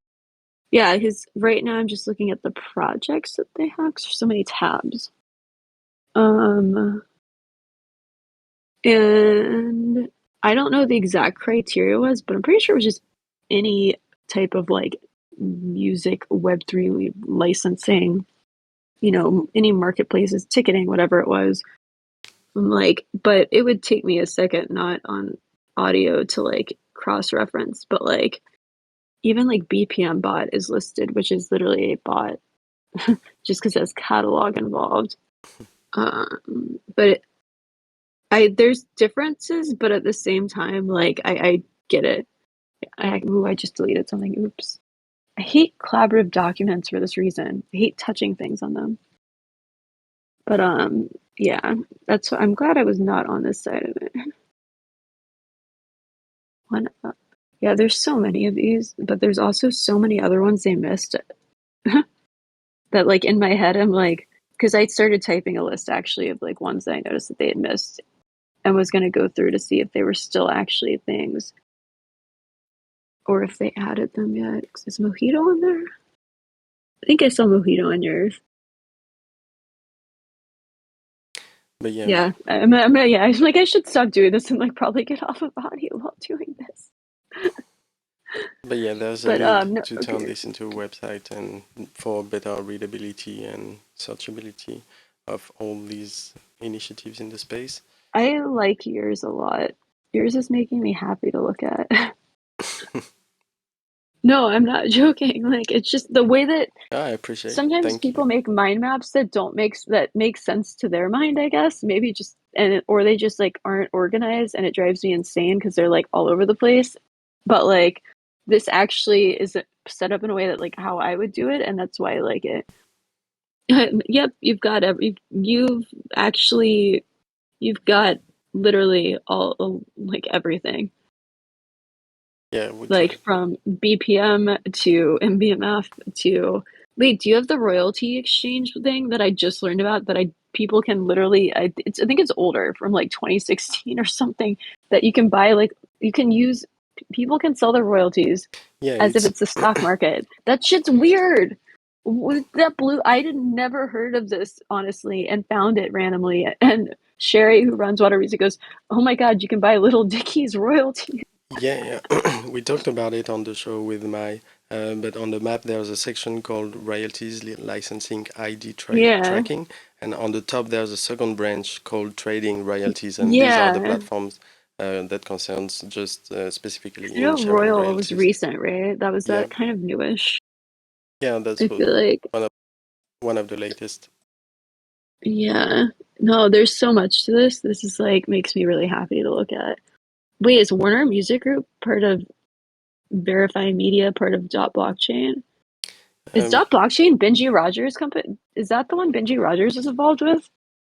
I don't remember the names, but No, because I used to, so Pledge Music, which ended badly, but was actually one of the greatest things to ever. Dot Blockchain Music was the name of the thing he did. No, mhm, basically the two founders of Pledge Music yeah, were before any of us were talking about community here, they were talking about the direct to artist fan relationship and how basically the point of Pledge Music was to find ways not even to be a middleman, but simply to show artists that like how to strengthen and develop that relationship, whether it's selling some like cool outfit because the artist is known for wearing crazy outfits or like it's just whatever type of merch, a pencil, I don't know, that the person had. Just fans want to buy things, but they don't have things to buy from the artist always. And so just giving them something to purchase and experiences as well allows those super fans to be able to not only spend more money that goes to the artist, but also interact and engage more with their art with an artist, and then they become even stronger little marketing tools. In a sense, like I hate to call them that, but like word of mouth is a very big thing for marketing. It's people trust their friends, or some people do. Not all my friends, I trust their taste in things, but and it was wonderful the way that it was being run. It worked out so well and it did so many great things, but sadly, it got, I think, bought out was a thing by some finance bros who didn't understand music and then it kicked out one of the co-founders, Jace, who I knew. And I like in Benji, I had known for a while the other co-founder, and he was actually on the festival circuit doing talks because he's British accent. And he's like the great face of a company. He's very inspiring. Like whatever he's like, he would be a great cult leader, even though he's like really awesome and amazing. But he would be a good cult leader, and like people would do whatever he said. But like he was running around at different conferences basically while all this was going on, not realizing what it was kind of this shitstorm brewing, and they went into a lot of debt and could not pay any of the artists that they had been working with. So owed tons of artists money after they kicked out one co-founder and then had to come back and ask him to come back on to help them hopefully. And since it was like his baby because they thought of it when they were at Berkeley, like back in college, like he felt really bad and was just like, I guess I'll do it as much as I don't want to because this is like my baby that you've like stolen and ruined basically.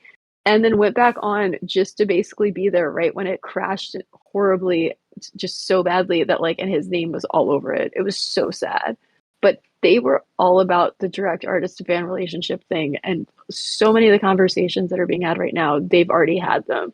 And it's really just interesting to me, and it wasn't a technology based conversation. It was just literally the engagement, the community aspect.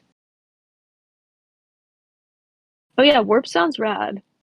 Screen share it. What do you want me to screen share?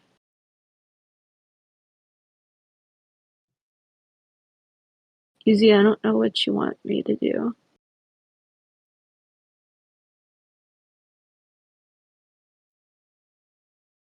Hello? yeah. Can you hear me? Yeah. Okay, yeah, no, I was just like, Mm. am I alone now? After that whole thing? No, Easy saying some, yeah, no, some random things. But okay, I'm gonna let my sleep.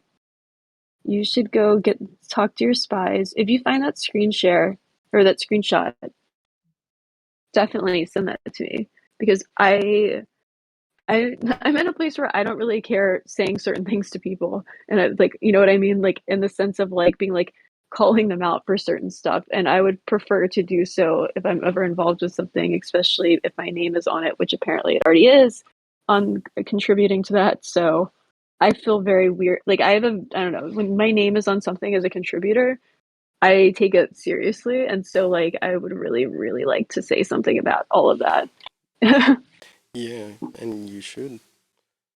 I know but that's why that screenshot would be really helpful. Or like if you knew even like the timeline of like approximately when that was, because if it was before, like you know what I mean, it would be easier to kind of narrow down what was, you know what I mean, stuff. It's like a detective game. You want me to find the screenshot back?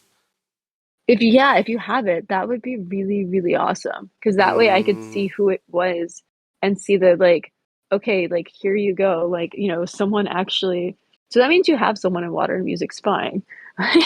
Like what if it was your spy? No, I don't think it was him, but I think I can get Oh, that screenshot back. Yeah. Oh, it was Bass Grassmeyer. okay. Okay, I know him. Yes, I love him to death. I know him. How do you say his name? Is it Bassgrass? One day we were all like Bassgrass. It was like, get on, I don't let us know. know how to say your name. None of us know. That's French expect. I don't know. That's how I interpret reading it. But yeah, Well, this we were was just making noises as Bass. bass. I love him though. So he's your little mole in oh, here we go. He's your mole in song camp slash like a lot of, is he in Seed Club and Friends with Benefits? Probably. I feel like all those kids are. Yeah, he claimed my last single, so I sent him a copy, and he wrote an article lately talking about Geniscope as well. So I'm very Wait, appreciative. this is June 8th. Yes. I'm like trying to read these. Jump in for crypto and NFT chats. Okay, why does that person just keep posting that part? Yeah. Oh yeah, that's the girl that made, so Nicole was the one who made the comment about, which was after this actually, she said this, I guess, which makes this even weirder. Whenever Matthew brought it up and was like, and she's like, that seems impossible. That's who said that. That's really funny because she had already seen that. Who Oh man, people are weird. who you talking about? Nicole, Oh, any, I know, Nicole yeah, Davis. Yeah. she's in like Song Camp Seed Club, probably Yeah, Friends with Benefits. I'm following her work since a few years now. She actually is very inspiring, but we didn't have that much interaction. I see her on the wrong side, but maybe it will change. You see her on the wrong side? Is that what you said? Yeah, I'm joking with the song game No, situation, but yeah. I mean the Song Camp thing. Yeah, I mean, yeah. Maya and I were talking about it. He said it very well. You know, play the game. Basically, you got to play the game because, and it. I don't like that at all. And I kind of realized that the other day. Yeah, because because Nicole was part of the early people I discovered in the space that has already done an incredible work and was connected to someone else who was a great researcher in the music space, but very early, like in 2014, 2015, whose Wait, do name you know who is that was? George. The researcher? Yeah, George Howard, who wrote the book Everything in its right place. Everything. It was everything about music and the blockchain at the time. I can find the book. That's Well, that's the time that I was actually working at a conference. I remember that was crazy just because this was right when, like, whenever the first Imogen Heap stuff was going on, and we were all like talking about basically it was a tech rights summit. It was like 250 people that were all artists and creatives of different kinds from every type of background, and it was just discussing like authenticity and like using, you know, all, you know, blockchain for, and like for all, it was basically like for royalties and all the use cases, but it was like such a different vibe than like basically fast forward now when we actually can start working on these things, of like it's just insane to me actually, but it was really interesting. But yeah, back then was awesome kind of. And so George Howard wrote this book, and I believe Nicole Davis is part of the same music blockchain promo as he is, and Imogen Heap, etc. Like she was the head of the initiative called Open Music Protocol, which aimed to Yeah. and stuff like that. Oh wait, that blockchain music thing that I was just talking about was actually they were trying to make an open source like royalties thing. That's what that was actually, now that I remember it. I was trying to remember what even that project was that Benji was working on. But it was like an open source, like, hold on, Benji, blockchain, blockchain music. That's what it's called. Sorry, I'm interrupt you, but I just got excited remembering that. No, it's okay. But yeah, It so was that's why I'm following her since a lot of time now and witnessing, that I would have loved to have more interaction regarding the research aspect of my work, but that's life. yeah. Actually, I worked with her on like when we were trying to do marketing side of like the song camp stuff. That as you probably heard from your spies and other people, and probably hear me, how it was a great experiment, and seeing when experiments kind of can go wrong and that they're not always perfect sometimes, especially on that side of it. But we were trying to work together on that, but that side of it was just not happening very easily. But what was okay? Let me read this. I'm just trying to remember exactly what the specific whole thing was about this dot blockchain thing. But I think it was literally, why can't this website just like lay it out easily? Until instead of like saying like they're just gonna speak at Meetum like to talk about this, but what is he gonna talk about? Blockchain Music Inc. That's it. And it's the blockchain, the dot space, like the word dot, Yeah, blockchain music project. yeah, I'm on it. Yeah. I'm just kids. It's just crazy because like that's the person who's the other co-founder of Pledge Music, but oh, it's an attempt to create a decentralized global registry of music rights. That's what I was trying to look for, that exact sentence.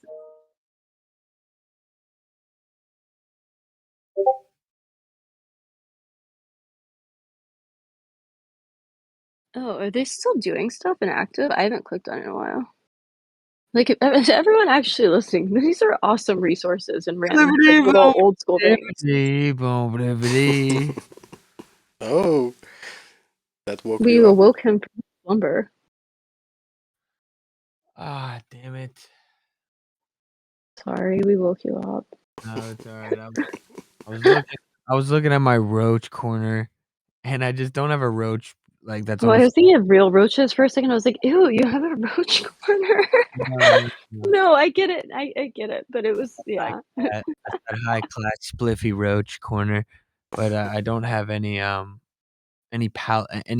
respectable roaches over there for me to actually smoke. So I'm just gonna Do pretend. you have any spiders and what's some other insects? You know what's crazy? You know what's crazy? I've lived in this house for almost a year now, and I think I've maybe seen one spider, and I think that's Honestly, because you don't really see them usually. Like most bugs in your house, you don't really see, and that's why it's bad if you start seeing them because that means there's a lot of them. well, I guess that's good then, because like to me, like I always felt like I would at least run into one slippery son of a bitch here and there. Watch, you're gonna get in your bed and there's gonna be a giant, like a tarantula or Oh, something absurd. what? Chill, chill. Like just hanging out, like something that like obviously is not easily like found, like just not like a normal spider, but like this giant, ridiculous spider. I don't know why I find it so funny. You got Uh, easy speaking your language in the chat right now. Spiffity doo dah, spiffity day. Hey, You guys need to do some scat together. Like, I've hey, been that's. waiting for the DM for the collab. I've been waiting for the fucking easy collab, but I've just I never. bet we can get Scatman over here. I think we can get Scatman over here. What is he doing these days? Like, what could that guy be doing these days? I say that, and he's probably doing something really awesome and like successful. Oh, sorry, I just find that person very, very, very amusing. Oh, I love it. Hey, I woulda start experimenting in the new year a little bit with some ideas, but that's the only thing I want to say. I don't know if it's good or bad. We're gonna try some interesting stuff though. I mean, that's the point of experiments. Exactly. I mean, that's kind of what we're all doing here. Nobody knows what the fuck's going on. We're just Actually, I know exactly what's going on, and I'm an expert, and I'm giving you all financial advice. Cool. I'm like, yeah, totally listen to me. I don't know. Okay, if someone actually were to take advice that I said and then go do something, and then could they actually though legally be like, but this person said this, like, and come like I don't understand why I would like all these people that no one that aren't like doing like even a podcast or something. They're just literally talking, and then they have to add the disclaimer because it's like something that two people are listening. You know what I mean? Like I don't understand if that's actually necessary to be saying all the time or if it's just become that ridiculous of a thing. People like it, they're like, oh well, just so you know, I think I'm important enough to tell you this is not financial advice. So yeah, I think it's kind of a meme, but I do agree with what you're saying. I mean, it's not necessary. I mean, I wanted to have like, because there was like a whole thread on Twitter of just people posting ridiculous charts that like, I love when people do this and they're like, oh, as you can see, it goes up, it goes down. And yeah. And it's just obviously nonsense, but it's when people jump in that are like saying it seriously and there's like hundreds of them. It's so funny for some reason. And someone was just like, the wit in this thread is highly underrated. And I was like, that's what I was thinking too. But there was a kid and I who were really excited because we were going back and forth doing it, just drawing our own charts. But he got creative and drew like his made the Twitter bird. Like actually, mine was just like scribble. Literally, it was. I said time travel at one point at it. It was like up, down, time travel. He's like, I can confer. My not accomplice. My what's the word I'm looking for? Associate. My associate or something. Whatever he said is actually quite correct with her findings from her graph, like time travel, and then we will go down into more bullish market, or or up to a bullish market as it turns, and got really technical. And then we wanted to get a metal band to make a video that gives financial advice at the end and just says, "This is financial advice" in a cool voice. Oh, that's a good one, not the emotional advice. This is not I feel like though that like sometimes it might be emotional advice. Like it's not but the other person might need some emotional advice. Yeah, we can do that. That's Like as in like I don't get emotional. This is pointless. Get over it with some curse words. I got kind of yelled at for saying curse words, which I haven't in a while the other day, so I'm trying to not say them as much. Just say clivity von clivity instead. I felt really guilty though because this person was like, "Could you not curse next time?" And I was like, "Oh my god, I feel really bad that I like because I don't know."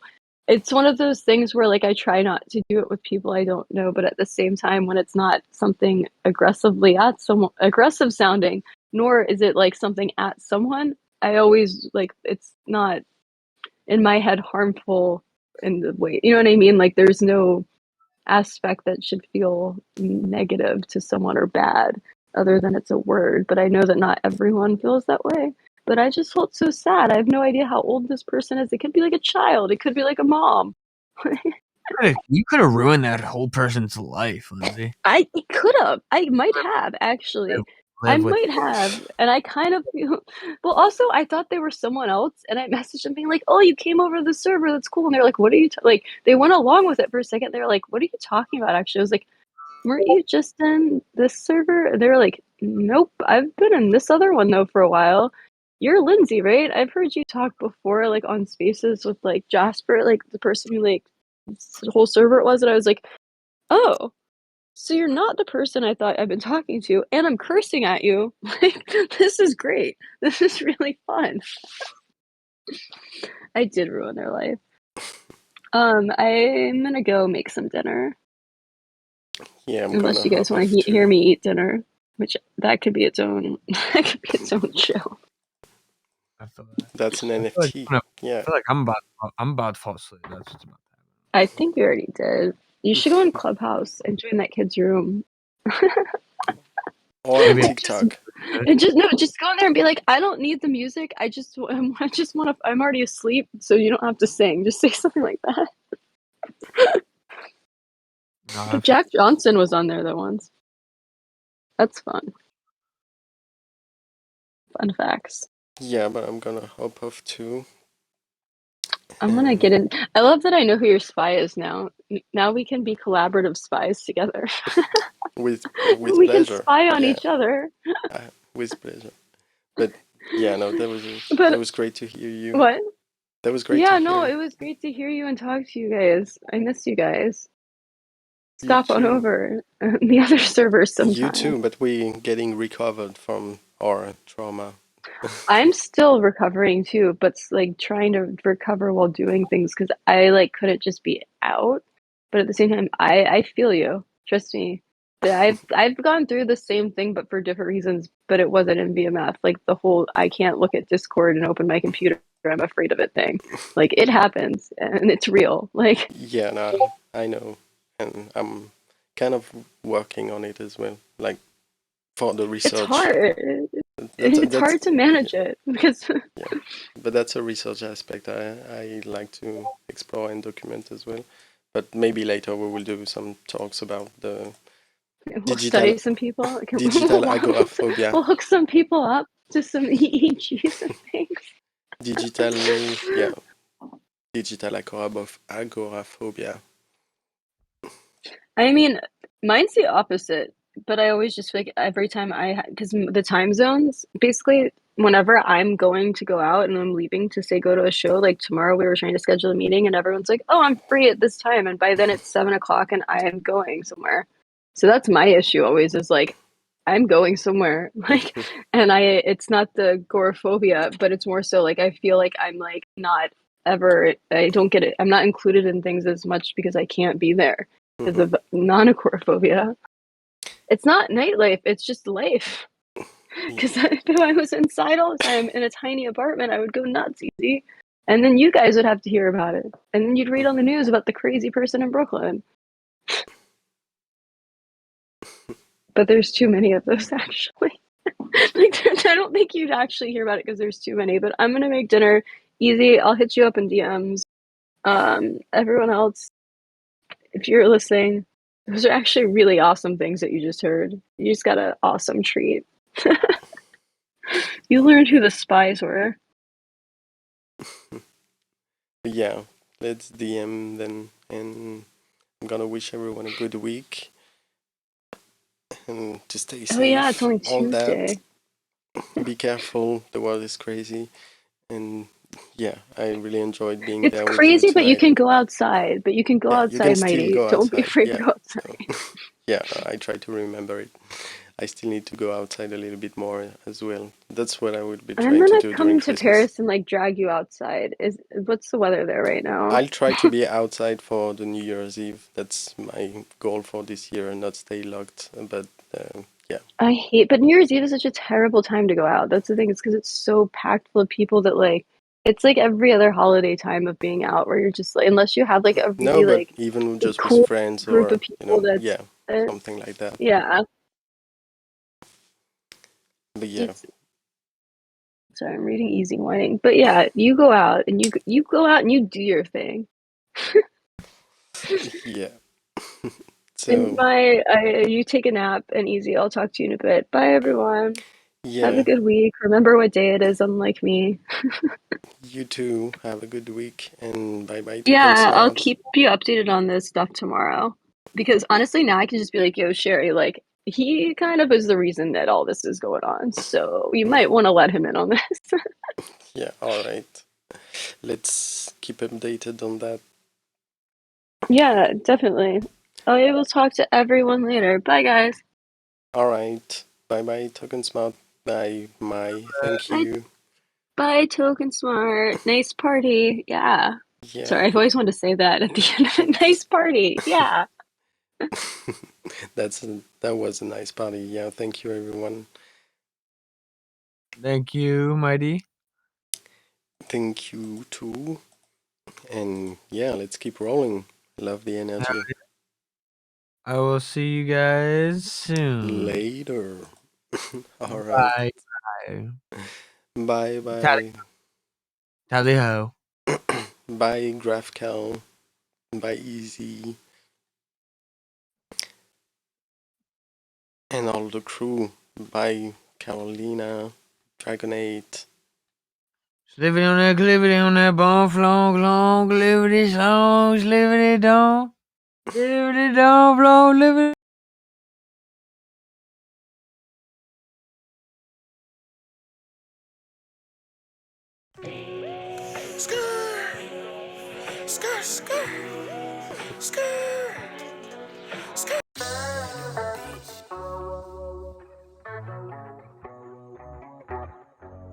I was looking for a song to end this up, but my computer is bugging, so my bad.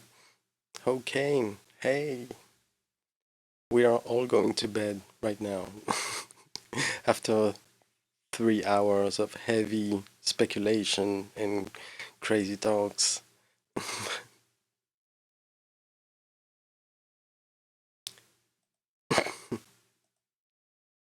Where is that song? Oh, there it is.